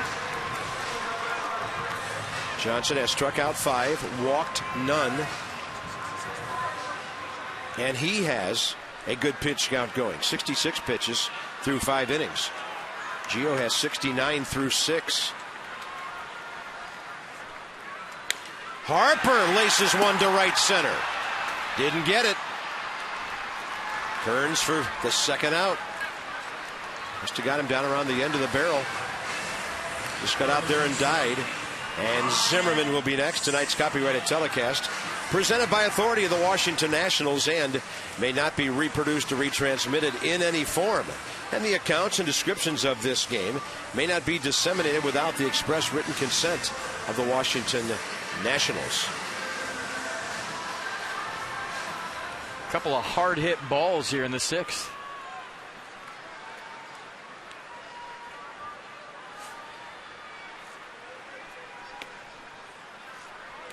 Lombardozzi's at bat, a carbon copy of his triple, but Hernandez making the adjustments in left field, showing him a little more respect this time around, playing him a couple of steps deeper, was able to get to that ball in the left center field gap.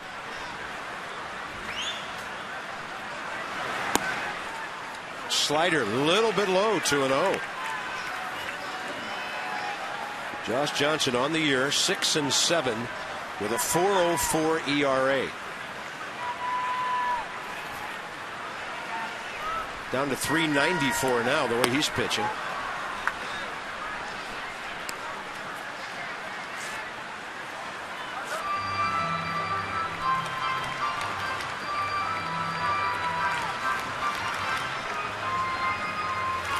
Pitch inning for Gio, giving up 3 runs on 5 hits. Zimmerman out to center for Hernandez, and now Josh Johnson has retired 5 in a row. This one goes into the 7th inning, 3-1 Miami.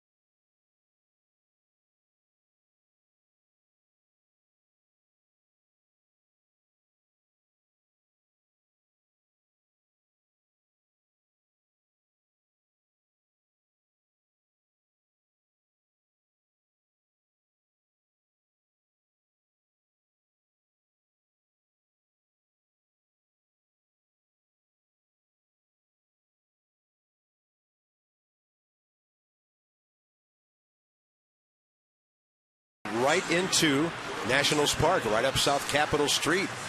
Beautiful evening here. And tomorrow against the Marlins, there's a 7:05 game. First 20,000 fans through the center field gates only receive the Masson t-shirt. Go to nationals.com/tickets For all your ticket information, come and join us tomorrow night. Good pitching matchup, too. The July Pitcher of the Month, Jordan Zimmermann, goes against talented lefty Mark Burley. Gio Gonzalez, top of the 7th. And a strike on a breaking ball to Gorkas Hernandez, followed by John Buck and Josh Johnson.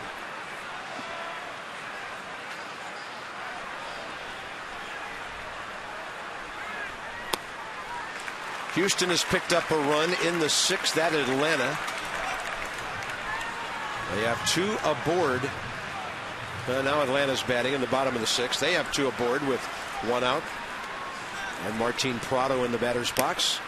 And Gio makes quick work of Hernandez for his 7th strikeout.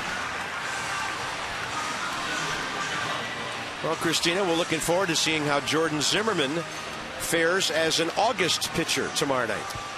Yes, there was a switch up in the rotation this week. Jordan was feeling that tightness in his shoulder, having trouble getting loose, had some treatment for the inflammation. That's why Gio is pitching tonight. But according to Davey Johnson today, Jordan threw yesterday. It was his throw day, and he felt great. The tightness seems to be gone, so he should be good to go tomorrow.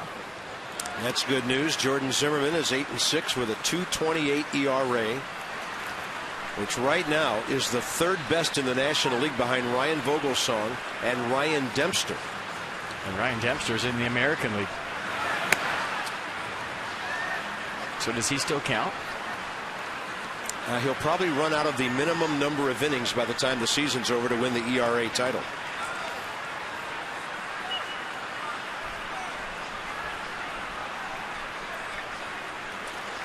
I think you have to have, 1 inning per each game your team plays.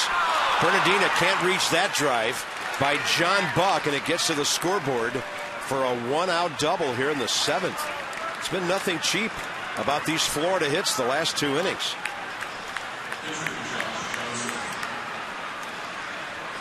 And it's been on the fastballs from Gio Gonzalez. Buck gets one in the outer half right here.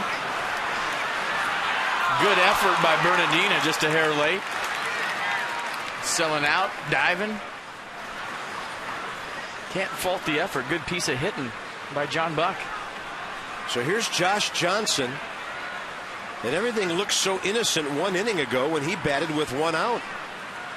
He got a 3-2 pitch and hit it to the wall in right field for a base hit. 4 hits later, the Marlins had a 3-run inning. And that was his 2nd hit this year in 32 at-bats.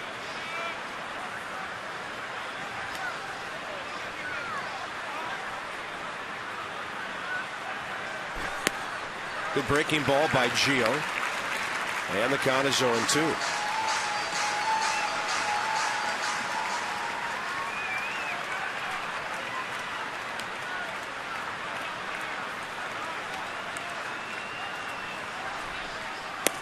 And another good hook. Strikeout number 8. You saw the adjustment Gio made to Hernandez starting the inning off. He threw him a first pitch curveball for a strike, second pitch changeup, then put him away with the heater. You know, all the damage that was done in the 6th inning was primarily in the first part of the count, early in the count on fastballs.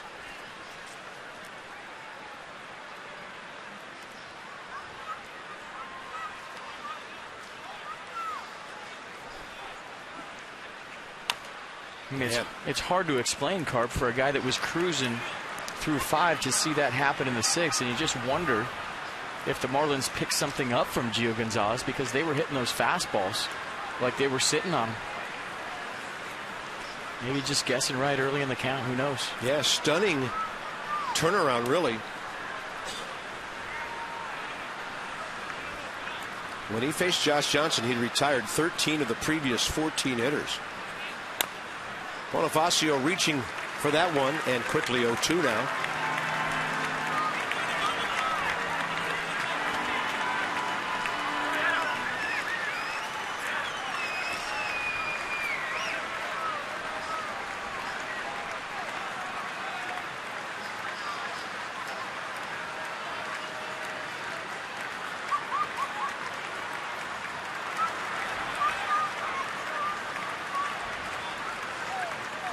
No balls and 2 strikes.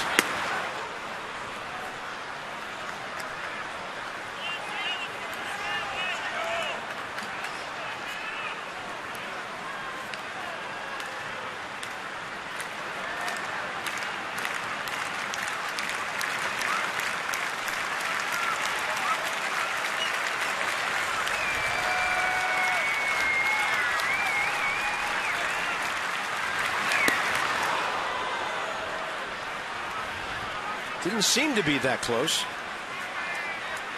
Oh, reach back 95.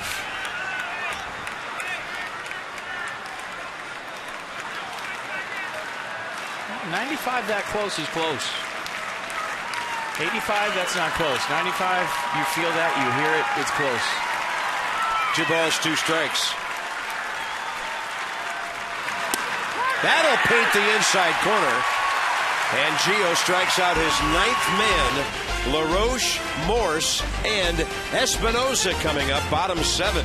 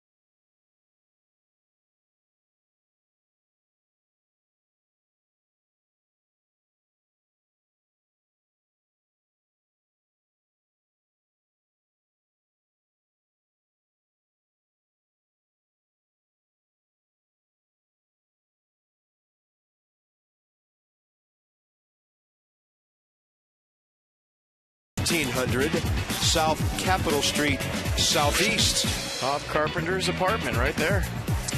Yeah. Mark Burley. This season he's 9-10 with a 3.60 ERA. Beat the Nats in 7 good innings on July 14. Jordan Zimmerman 4-0, 0.97 in 6 starts during the month of July. And we'll get you going with Nats Extra 6:30 tomorrow night.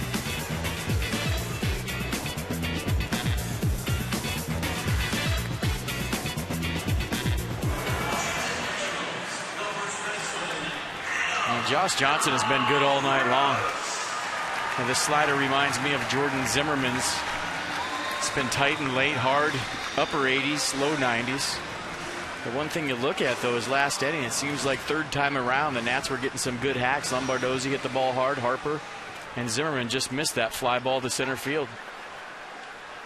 Adam LaRoche is 0 for 2. Ground ball to second. Hot shot, line drive to right, caught by Kearns. 11-game hitting streak in the balance here. And he's going to bunt it to the left side, but not far enough. Trying to get a base runner, however the Nats could, and Adam LaRoche bounces out to the pitcher. Anything harder and down the third base line, base hit. Yeah, you got to crush this because you see where Donovan Solano's playing at shortstop. If you get it by Josh Johnson, it's a base hit. If you don't, it's not a good idea. Especially after Michael Morse laced that double to right center field last time up, trying to bring the tie-in run to the plate. Morse has hit the ball hard twice.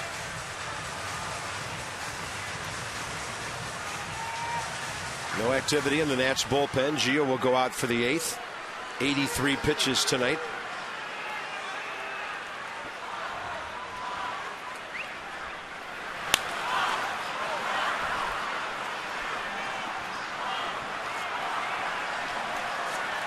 Take the Nats with you everywhere you go this season. Every out-of-market game live online in HD quality on your favorite device. MLB.tv. Baseball everywhere. Check it out, Nationals.com, and you can order.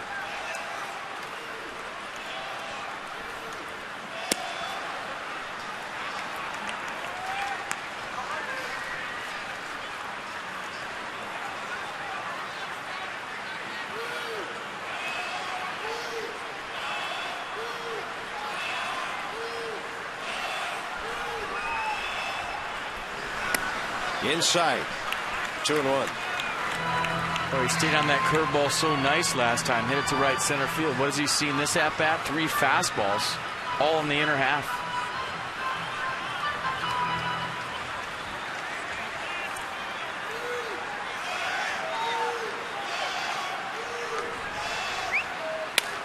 And Morse will ground this one left side deep short for Reyes. One tap of the glove, a bad throw, and it goes into the seats, and that'll give Michael Morse second base. You kind of see that coming. Reyes made the backhand play and set himself, but then he threw it sidearm. And I don't think his feet were underneath him when he made the throw. Now watch the arm angle of this. It's the sidearm sinker. Carlos Lee had no chance. I'm just glad there wasn't a collision at first base, but I'm wondering if Donovan Solano didn't have something to do with that. He went for it and then ducked it, almost like Reyes had to throw it over Solano, who was ducked right in front of him. That's Jose Reyes' 13th error of the year. So it's a two-base error all the way. And it'll be Espinosa now representing the tying run. Danny in his career is 3 for 10 against Josh Johnson.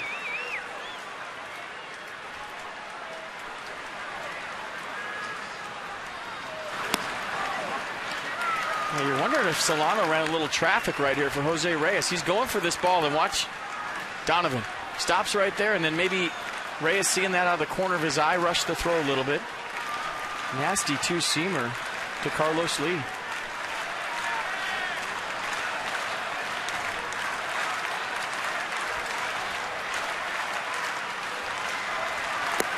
That's ball 2 to Espinosa. Josh Johnson has only been on the stretch for 3 hitters since the first inning.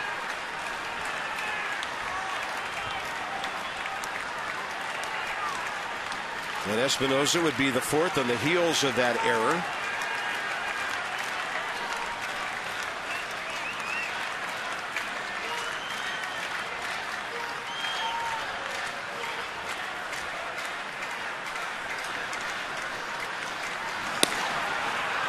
Good slider.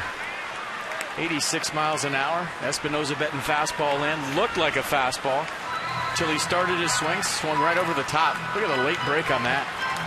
Get to Nissan Summer Saving Days ends September 4th tomorrow. Visit ChooseNissan.com or hurry into your local Nissan dealer. Pardon me. September 4th. I keep thinking it's September already. Summer Saving Days for another month. 2-1 pitch. And that one's going to drop to the outside corner off speed to even the count. Boy, the way John Buck moved over to catch that pitch. See if it ended up a strike. See him shift over, down and away, gets the call. Curveball, 78.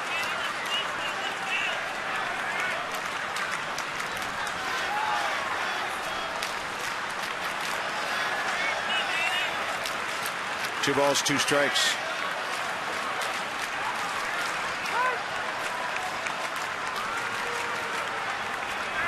There you go, slider in 2-0 for a strike. Then you go backdoor curveball 2-1 for a strike. And if you're the batter right now, you still have to respect the fact that Josh Johnson throws 94, 95 miles an hour.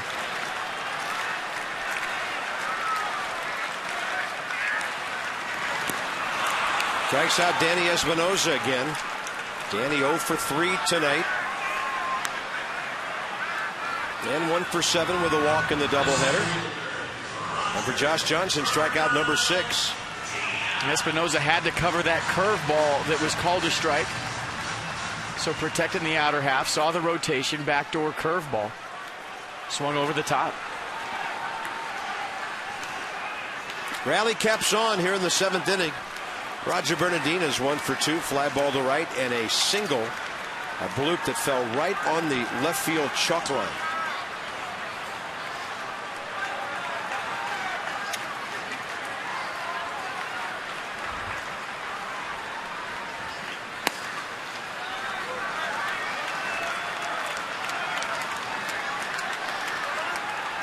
So Johnson's at 84 pitches, Gio Gonzalez at 83. And we may see something amazing here if both pitchers get into the 8th inning. Stammen is warming. Gio still should have plenty of bullets left.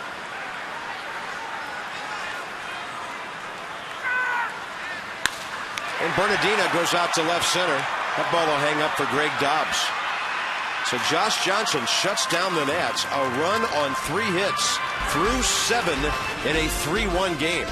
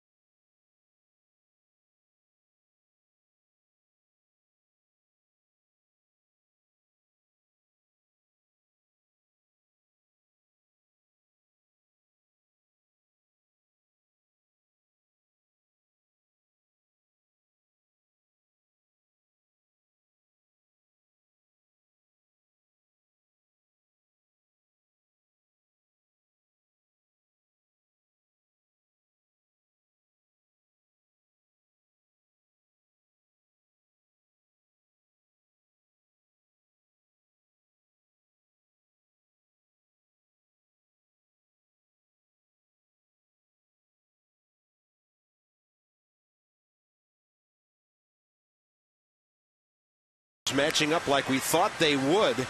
Carlos Lee, the big blow of the game, though, a 2-run single in the 6th inning. That was the 4th of those 5 hits they got. First pitch fastball up in the zone, right back at Gio Gonzalez. That scored Josh Johnson and Donovan Solano. A couple of RBIs, big knock for Carlos Lee. 45 RBIs in the year for him. So here's Gio in the 8th inning.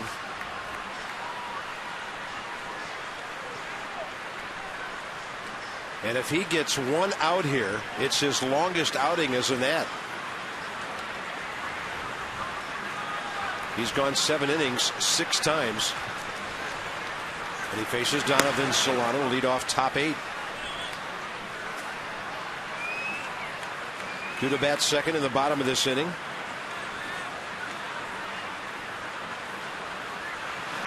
A couple of things going on. The pitch count's low. He's been pitching well all night long, and Davey Johnson probably wants him to stick around 1 more inning so that should the Nats rally in the bottom of the 8th, he qualifies for the win. You want to get your guys W's that are out there working hard for 8 innings. Take him out right now. He's got no shot at the win. Gio in his Oakland career.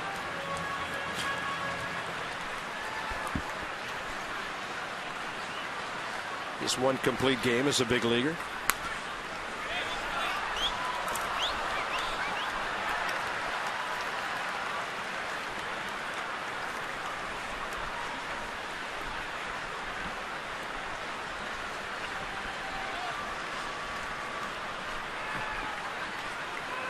Drops the breaking ball right in there.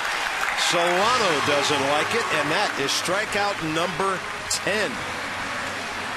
I mean, if you're Gio Gonzalez and you're standing on the mound right now, you got to be shaking your head on how the Marlins scored 3 runs off you with the stuff you got going tonight.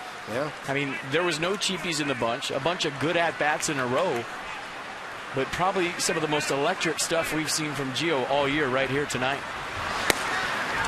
His career high in strikeouts is 11. September 28th last year for Oakland at Seattle.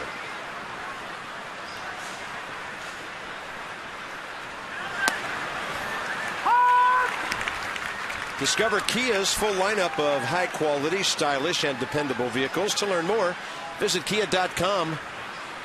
Carlos Lee and Jose Reyes are guys who make all kinds of contact. There's some contact near the right field line and a fair ball. Reyes going 2. Good throw gets him. And safe as Harper threw it high. And Espinosa couldn't get back down to earth quickly enough. As it turns out, a good gamble by Reyes, up by a couple late. Yeah, no argument from Danny Espinosa. That tells me that Reyes got in there. Good hustle by Reyes right out of the box. Couple of things here, a little double pump from Bryce Harper, and the throw just a hair high. And with the speed of Reyes, that's all it took. Good hustle.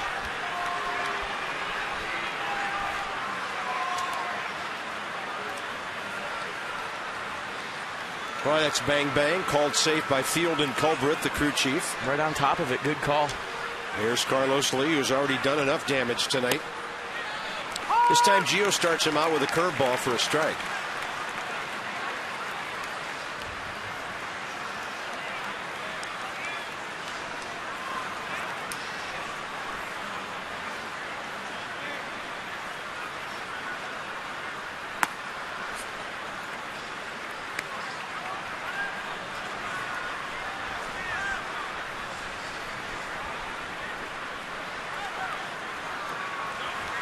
You got to work hard up the middle if you're Steve Lombardozzi right now to keep Jose Reyes close to second base. Can't let him get a walking lead and steal third, especially in a 2-run game. Now with a contact guy like Lee. Good job right there. Lombardozzi opened up his palm. That means open hand, daylight pick. Gonzalez saw it. Keep him close.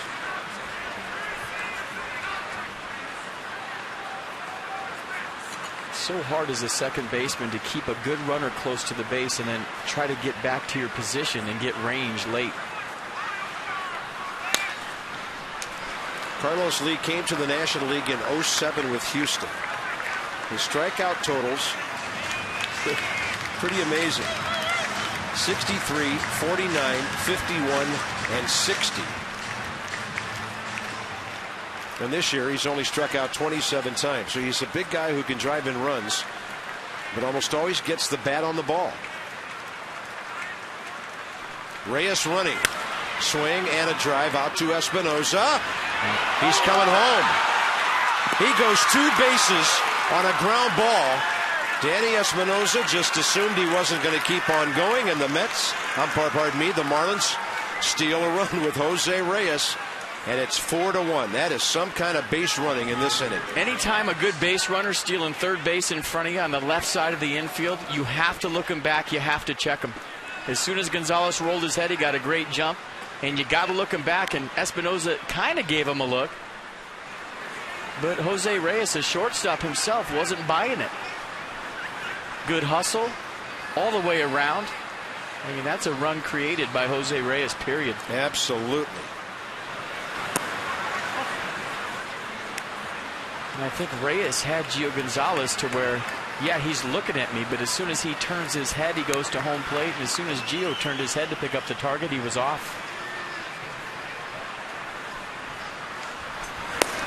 And a swing and a miss now by Dobbs. Counts even 1-1. Greg Dobbs 2 for 3 with an RBI single tonight. Well, Jose Reyes at his feistiest tonight. 3 hits and 4 at bats and 2 runs.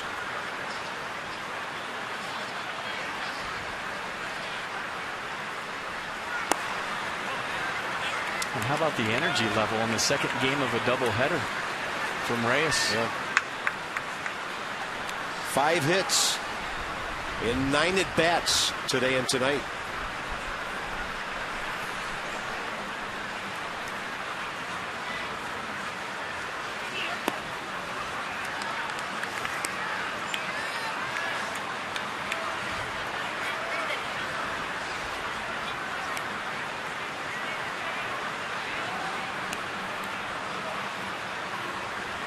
And Gio's finding that 14th win to be elusive.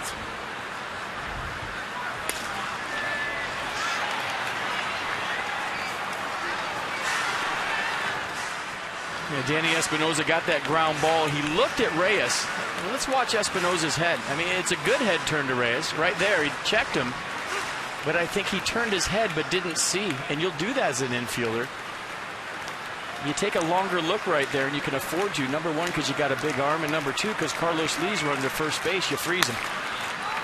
And Dobbs will fly one to left. Michael Morris has it. So Jose Reyes literally steals a run, and the Marlins lead by 3.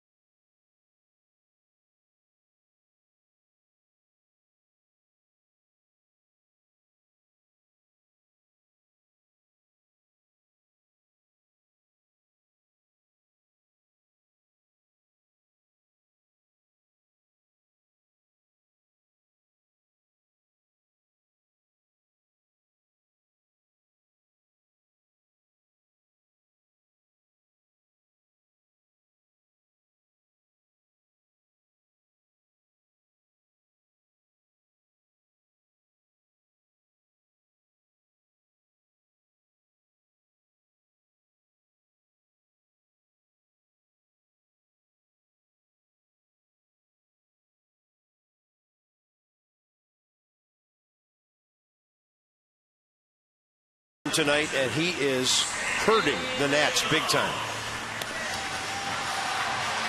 Every time the Nationals hit a home run this season, and they've done that 115 times.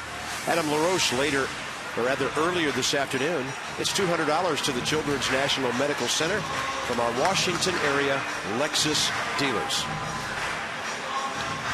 Josh Johnson, 8th inning of work. He's thrown 85 pitches.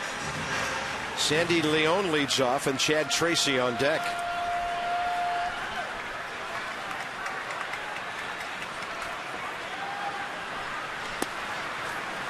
Leon 0 for 2 with a pair of strikeouts in his first ever matchups with Josh Johnson.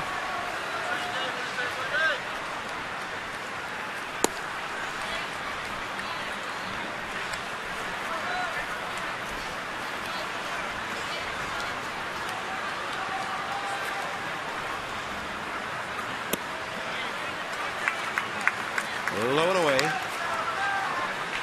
2-1.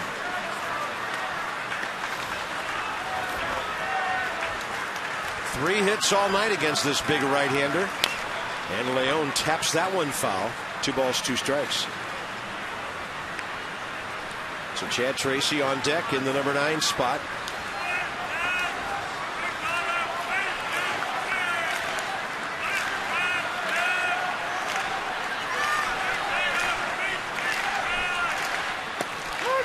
He's been getting that call all night from Adrian Johnson.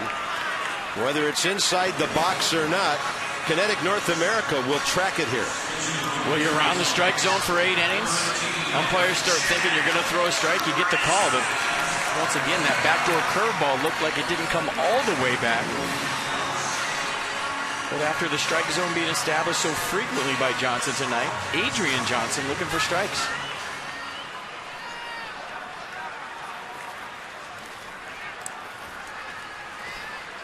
So Chad Tracy, the pinch hitter, on the year in this department, 6 for 19 with a homer and 9 RBIs.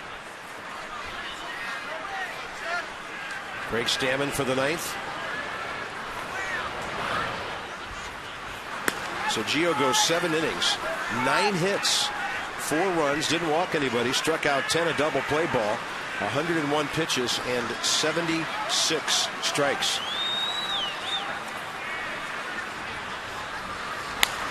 And a breaking ball that Tracy pulls. Chad Tracy career against Josh Johnson, very respectable, 2 for 6.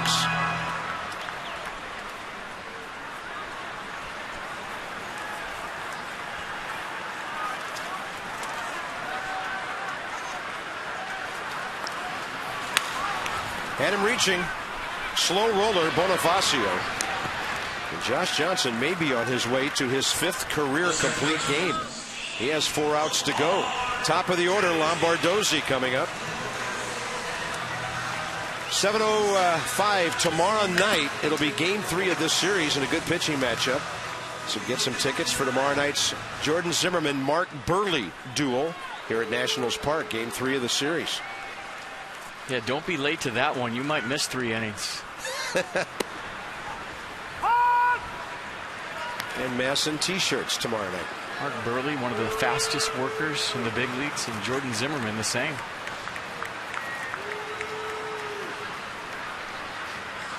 Lombardozzi 1 for 3 with that first inning triple. Josh Johnson since then has given up 2 hits, one of them a bloop that hit chalk. Nats have had some line drives caught. Johnson trying to win his 55th career game tonight. He's 54 and 30.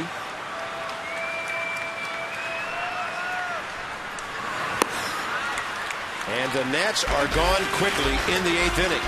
He has struck out 8, and this one is into the 9th. Fish by 3.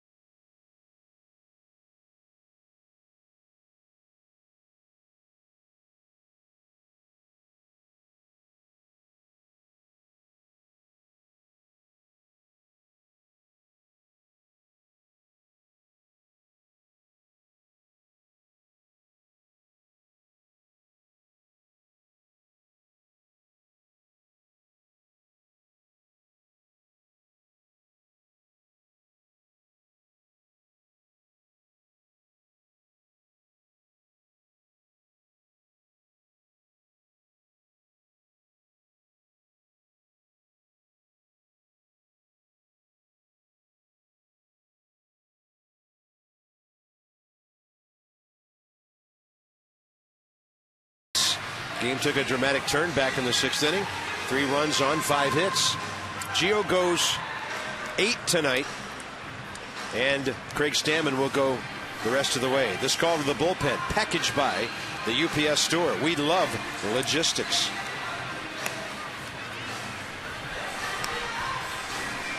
Craig got the win in relief. Very good extra inning relief with 2 1/3 scoreless innings at Milwaukee on Sunday. A 3-pitch guy, 2-seam fastball, low 90s, good run to it. Slider, curveball to go with it. Slider probably his best pitch.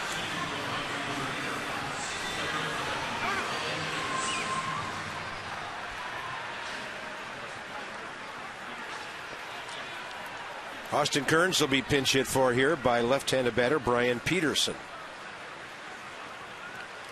And nobody throwing in that Miami bullpen. Josh Johnson about to be unleashed for the 9th inning.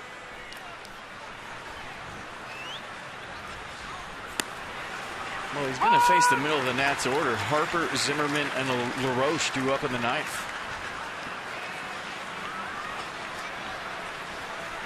If anybody gets on, Michael Morse, who has doubled tonight. Stammen with that breaking ball. It's in the dirt, 1-1 to Peterson. And Stammen keeps it right here. You're looking at 2 bloops and a bomb in the 9th.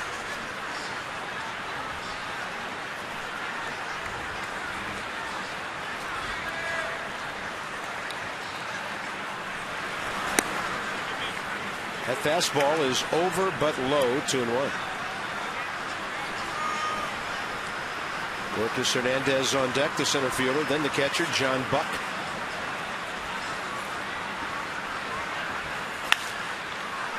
And this one will be near the left field line for Michael Morse.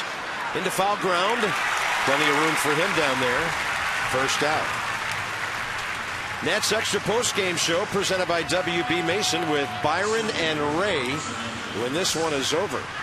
Well, the Nats had hopes of going 22 games over 500. They might still do it.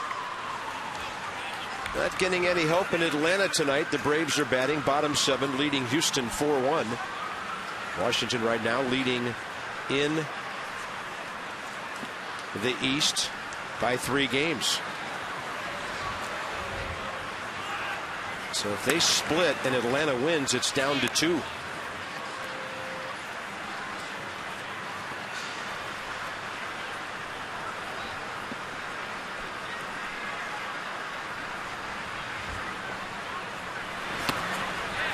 Nice breaking ball by Craig Stammen.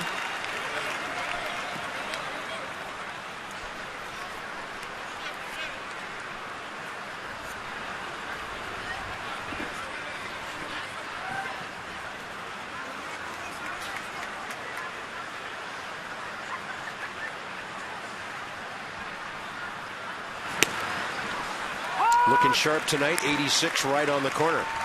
1-2. They usually throw that slider for a strike, then after he establishes it in the zone, he'll bounce it. And a 2-strike count. Try to expand away and maybe throw a little bit lower.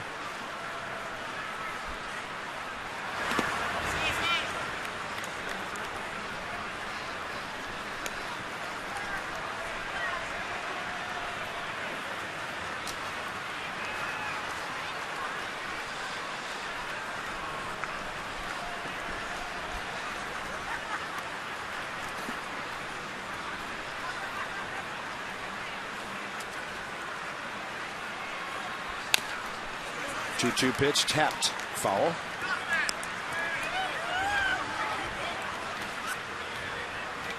Phillies were beaten at home tonight by Arizona 4-2. Cal Kendrick was the loser. He was named the starter after they traded Joe Blanton today. He was scheduled to start. And Arizona ball club's playing well. They're within a couple of games of the top of the West. That's just inside. And it turns out that the Dodgers were the ones that claimed Cliff Lee. Now trying to work out a trade for him. Wow. A lot of young men going west. The Philadelphia Dodgers.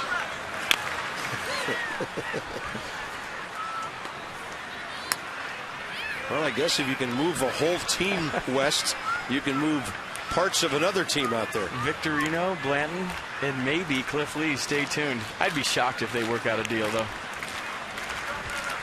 Never know. Stranger things have happened.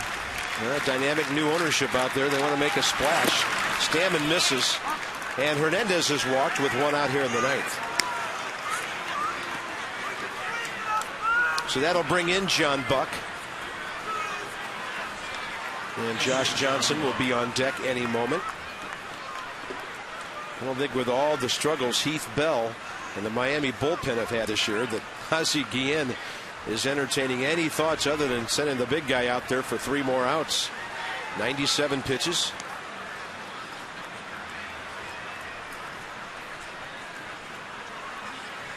He'll get out there when he feels like it. A big 3 outs to get, too. Yeah. Against one of the more dangerous teams in the bottom of the ninth in a home setting.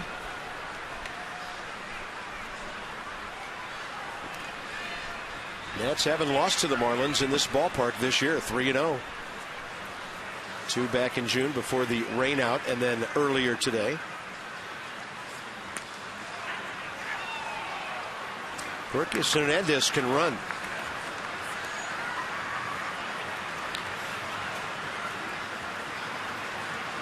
Started game 1. We talked about the fact that he stole over 160 bases in his minor league career. He's 24 years of age. He has a good lead. And Stammen again. And making him work. I like it. Well, that's a big run. That's what you call slam. They get up by 4. Slam range. Slam range. Take that one swing out of it. He's going.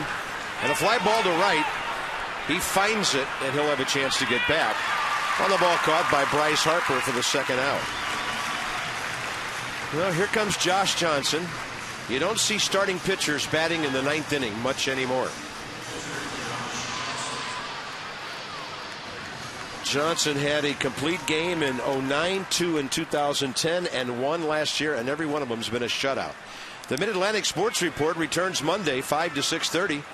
Amber Theo-Harris, Mel Antonin, Dave Johnson, Phil Wood, all your latest Nationals news and notes, headlines from around the majors. And a little later that night, the Nats will be in Houston. Stammen gets a strike call, fastball outside corner.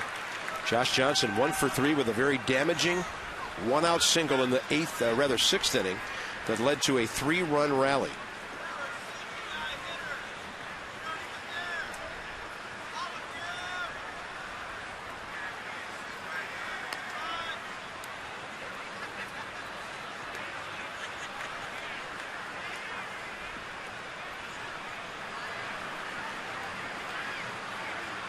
Usually you won't see a guy steal a base with the pitcher hitting, but I don't think Ozzie Guillen would have any problem if Hernandez got thrown out right here and Josh Johnson didn't hit. Just for the fact that I don't know if you want your pitcher this stage in the game to be on the bases. Well, first 3 times, pitchers are in shape. I don't think running the bases is a big deal, but when you're going for a complete game and you're hitting the top of the 9th, you're better off just going and getting your glove and figuring out a way to get 3 tough outs in the bottom half.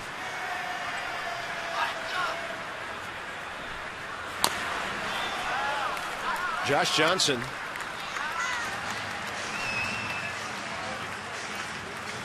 has gone 100 pitches or more 10 times this year.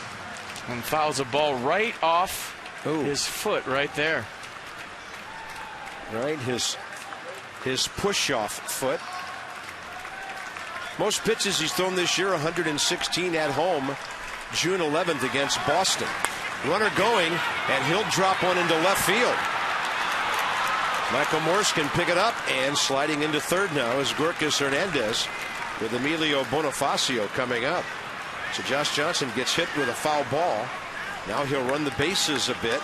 He's 2 for 4 tonight, and he's tripled his hit total as a batter in this game. He was 1 for 30 coming in. 2 for 4, and 8 Ks on the mound. Have a night, Josh Johnson. He's only given up one more hit than he's had with a bat. So here's Bonifacio. 0 for 8 in the doubleheader with an RBI ground ball, a walk in game 1, his first time up. Now Craig Stammen trying to get out of this inning and keep it a 3-run game.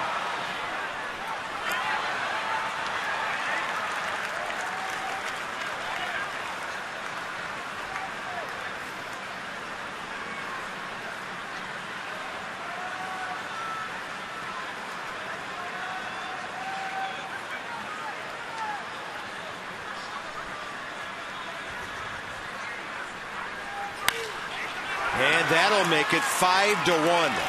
Bonifacio drives in a run. So Craig Stammen, a walk and now a pair of 2-out hits. And the Marlins have just singled the Nats to death here tonight.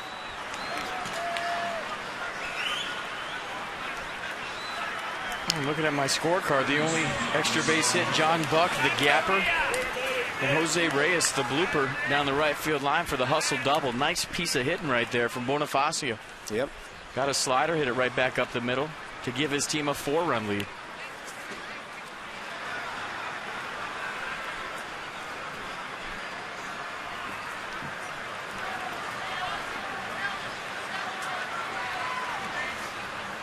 Donovan Solano 1 for 4. So the Mets have 11 hits in the nightcap here. 9 of them singles. Pardon me, the Marlins. Jose Reyes is in my head, man, as a Met. I'll get over it by game 3 or 4 tomorrow.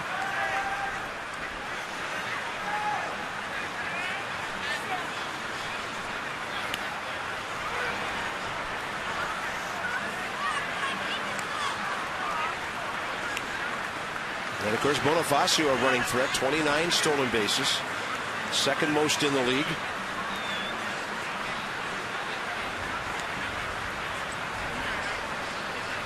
He's on the move. Throw through. And a play had to be made by Lombardozzi to keep that ball from tailing up the middle. Number 30 for Bonifacio. Stolen base for Bonifacio. Lombardozzi just saved a run. Tailing up the line, right back into the runner. It's a tough play when you're coming from second. You got to go back to where you came from. You got the runner coming in, the ball all at the same time. Good stop.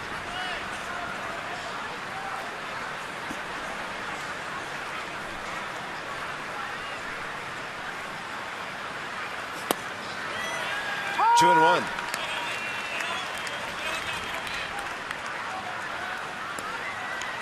Marlins trying to take the edge in the season series, which is even at 5 right now.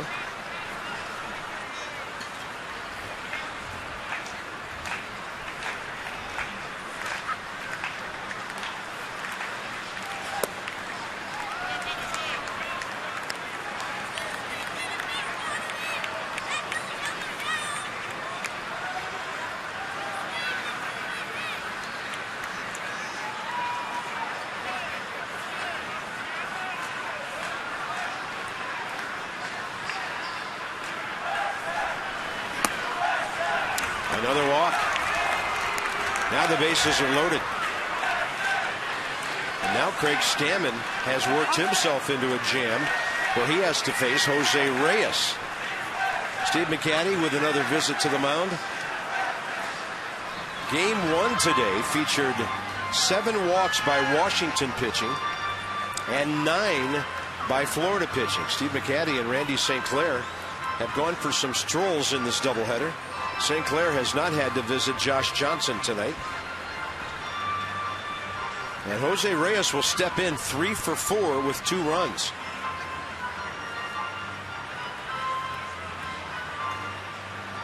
Well, he's done it all right from the get-go. Extended his career high hitting streak to 22 games, first time up with a base hit bunt, nobody on, 2 outs. Flew out to center field in the 4th, his second time up, then single double, 3 for 4. And as we talked about earlier, when you think about his ability to bunt and maybe beat out a routine grounder here and there, he's one of those guys who has the capability of a 30-game streak or more. Absolutely.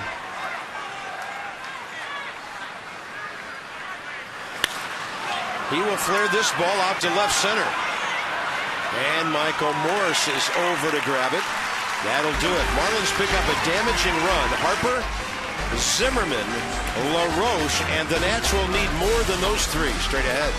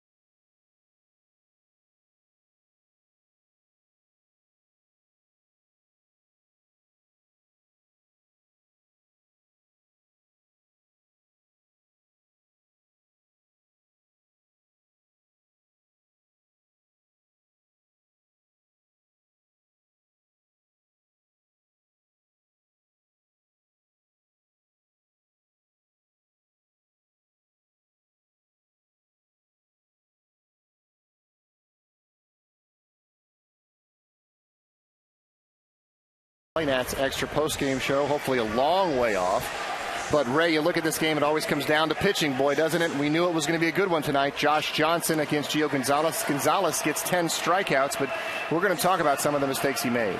Yeah, just got kind of fastball happy there in that one inning. But it's all about Josh Johnson tonight as he's just throttled this offense with 3 hits, scattered them out, 8 strikeouts, and has pitched a gem of a baseball game, which he's capable of doing coming off of that shoulder strain last year. All right, we'll see if they can get something going in the 9th inning and try to figure out Josh Johnson, looking for his first complete game of the season. Bob and FP, back up to you. Gentlemen, thank you. And the 5th of his career if he can pull it off. Trying to even his record at 7-7. Brian Peterson, after hitting for Austin Kearns, stays in for defense in right field. And the Nats will have Harper, Zimmerman, and LaRoche up in the bottom of the 9th. Those 3 batters are 0 for 8 with a sacrifice fly tonight. That, of course, from Ryan Zimmerman. So the Marlins are trying to gain a split of the doubleheader. In Atlanta, the Braves are batting in the bottom of the 8th, leading Houston 4-1. Ozzie Guillen taking no chances right now. I think he's got Cishek and Dunn up in his bullpen. Little safety net going. Should Johnson falter? Yeah, and he's almost 20 pitches away from the most he's thrown in a game this year. Bryce Harper 0 for 3. Base hit.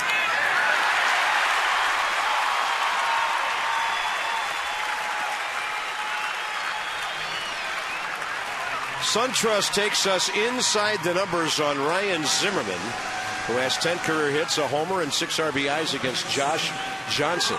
And since the 1st of July, when his bat really came alive, he's one of the elite hitters in baseball. And having a good July. Had a good July, excuse me.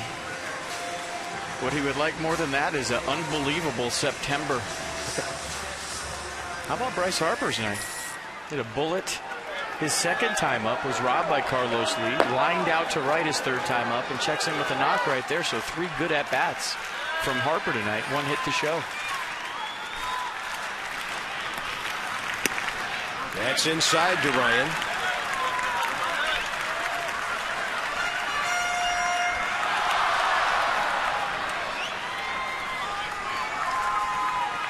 Well, if Josh Johnson doesn't get Zimmerman, possible we could see the left-hander Mike Dunn against Adam LaRoche, but Morse is after that. But he could come back with Steve Cishek there. Well, this is all about keeping the line moving. Yep. And 3 guys going up there with a leadoff hitter mentality until the 4th guy gets up, representing the tie and run. Anything you can do to get on base right now. Not about your hits. It's not about your stats. It's about trying to get that tie and run to the plate any way you can. 2 balls and no strikes. He drops in the field pitch, the breaking ball, to get it in there.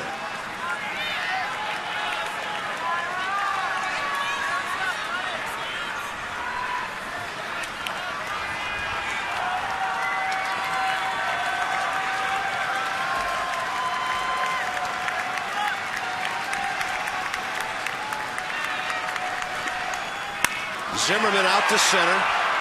That'll happen for Hernandez right there. 1 out. Davey Johnson sending out the pitcher of the month for July, Jordan Zimmerman, and left-hander Mark Burnley for the Fish tomorrow night. That's Extra, 6:30. We join you from the booth at 7. And for those of you who have been with us since 4 o'clock this afternoon, maybe even 3:30 for Nats Extra, Get out of the house. thanks for having us. We appreciate your hospitality to be able to hang with you all evening. Adam LaRoche is 0 for 3. Final chance at that 11-game hitting streak to extend it. Harper running second base with no interest by Miami.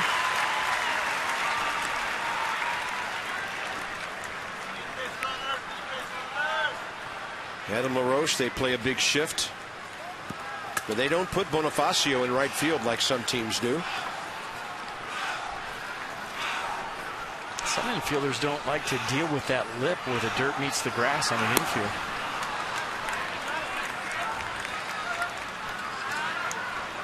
Sometimes the ball can hit that and take a funny hop.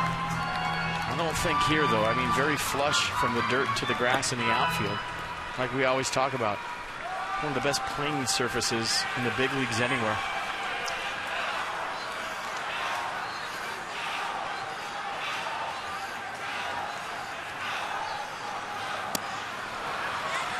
And that's been the difference for Johnson all night. That pitch right there. The slider down and into lefties. He's thrown it there consistently. It's had good bite. It's been late. Tough to pick up. Look at that 40% fastball tonight.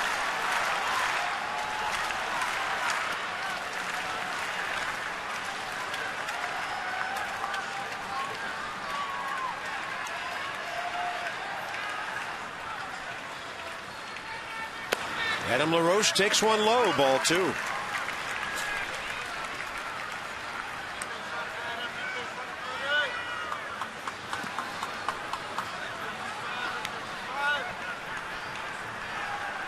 Hasn't really had any of those 20-plus pitch innings tonight.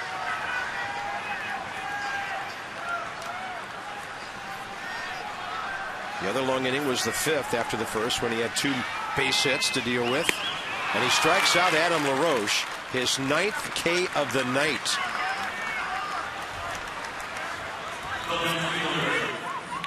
And check out the last pitch right here. Everything down in the zone. He's been down all night. Pulls the string on the curveball. 79 miles an hour.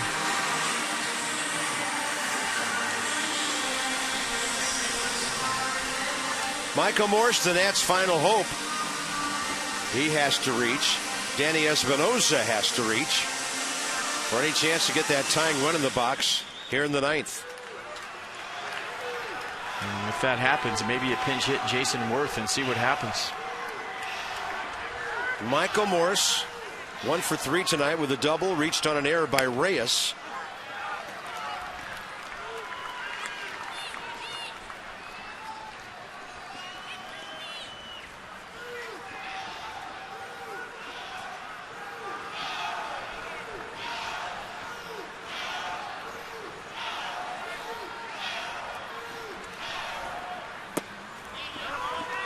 Tried not to bite on the slider. Good job of holding up 2-0.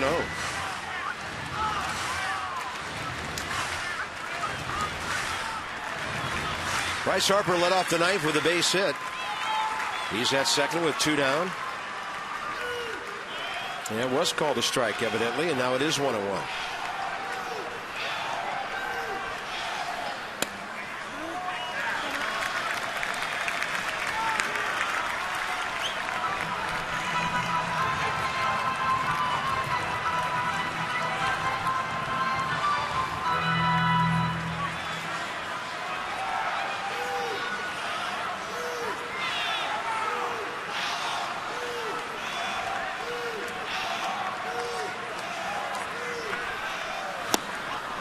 A tardy swing, and now Josh Johnson 1 pitch away.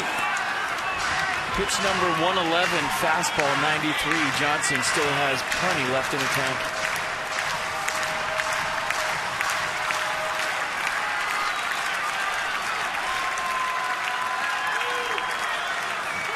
Carlos Zambrano and Mark Burley have Miami's only 2 complete games of the year.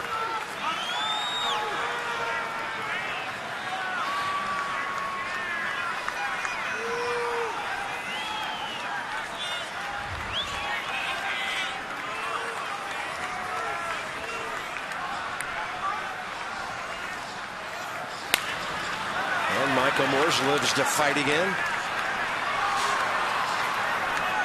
Johnson trying to increase his career record against the Nats to 9-1.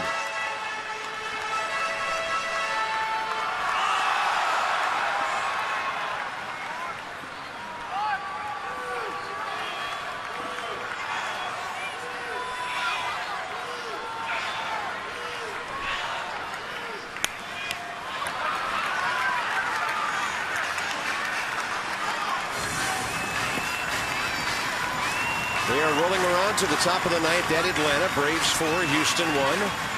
So the Nats will have to pull off a miracle here to not have their lead shaped down to 2 games by the time they take the field with Jordan Zimmerman tomorrow night.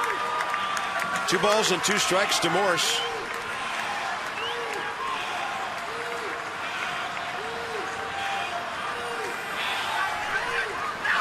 That's inside.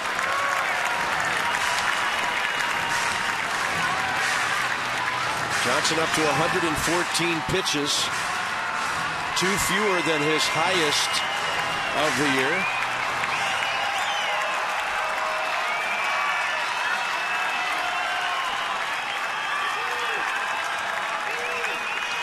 And a big pitch right here. I mean, Ozzie Guillen might have to get him if Morse can reach. Michael Morse up the middle, base hit, maybe. It is a hit. Bonifacio keeps the ball in the infield. Now he just kind of flips it away for no apparent reason. What was up with that? So Bryce Harper, always alert, scampers home. I think he caught his wrist on the dive. And they just flipped it back in the infield to nobody. And the Nats will definitely take a free run. Well, remember the flip after Jason Worth broke his wrist? Good concentration by Morse, fighting until the very end, dying hard up there, throws a knock up the middle. And Jose Reyes just didn't see that or try for it. Bryce Harper heads up as usual. You give him a chance, he's going to score. And once again, we've seen it all season long, the Nats dying hard.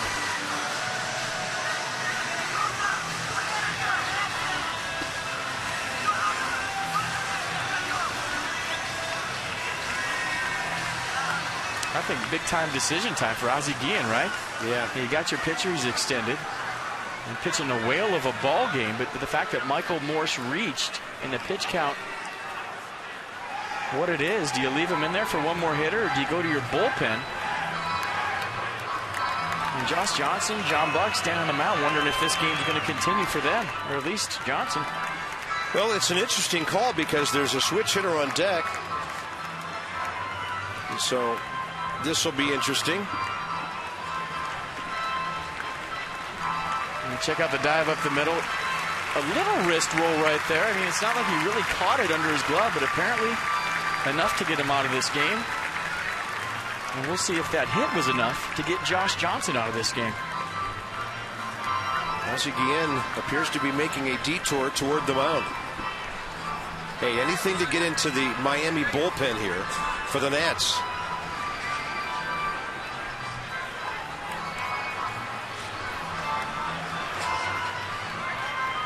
Well, that's a whale of a ball game by Josh Johnson. I mean, you can't pitch any better than that. One of the best pitching performances we've seen all season long. So he's going to go 8 2/3. The Nats are still alive in a 5-2 game.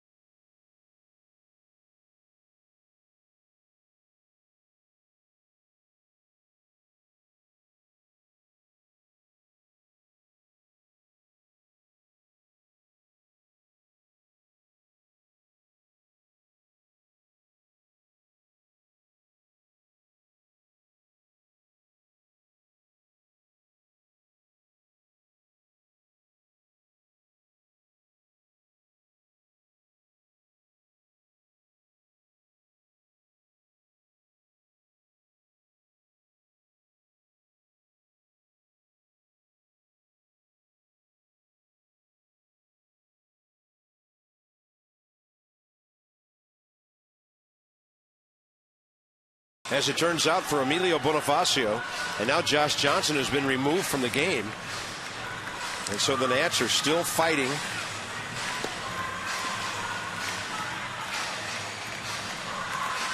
And the Marlins will have some defensive changes as they bring in right-hander Steve Cishek.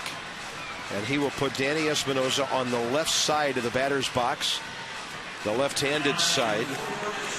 Donovan Solano has moved from third base to second base. Greg Dobbs has moved from left field to third base.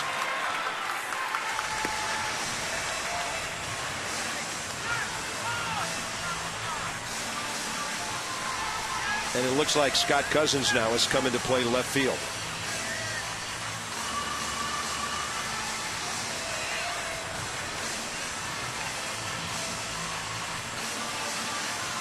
Well, it all falls on Steve Cishek right here. 47th appearance of the year. You see the ERA 1.83, 4-1 record. 5 for 8 in save opportunities. 42 strikeouts versus 20 walks. 3-pitch guy. Fastball, slider, change. Fastball, 3/4 release. Good tail in the low 90s. Danny Espinosa against him. 0 for 3 with a walk. 3 strikeouts. The lefty's hitting .299 versus Cishek. And by the way, that was an error on Bonifacio for that flip, so no RBI for Morse, but he got a base hit.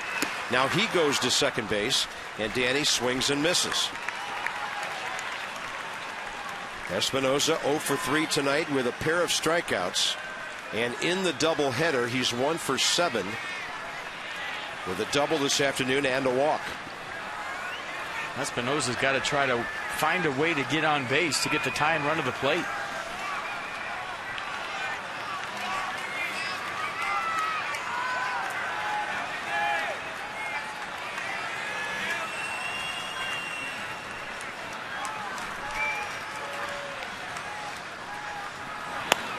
That's a pretty easy take outside, 1-1.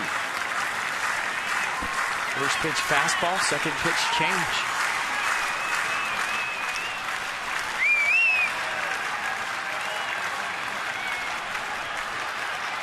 By the way, Atlanta has closed out a 4-1 win against Houston at home.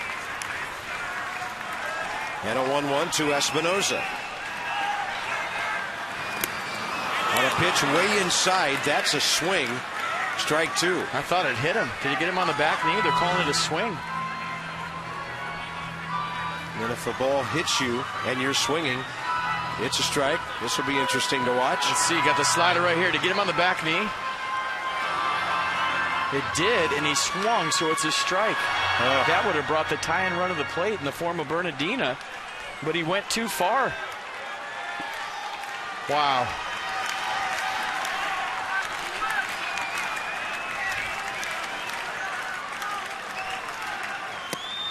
Game over. Cishek comes on to save it for Josh Johnson. And the Marlins earn a split with a 5-2 win, out-hitting the Nats 11-5. Join us tomorrow night, Masson 2 HD, with the Nats and Marlins. Continue the series, Nats Extra 6:30. It'll be Jordan Zimmerman and Mark Burley. This has been a Masson presentation. Stay tuned now. Nats Extra postgame brought to you by WB Mason with Byron and Ray coming up next from the booth. So long for just a while.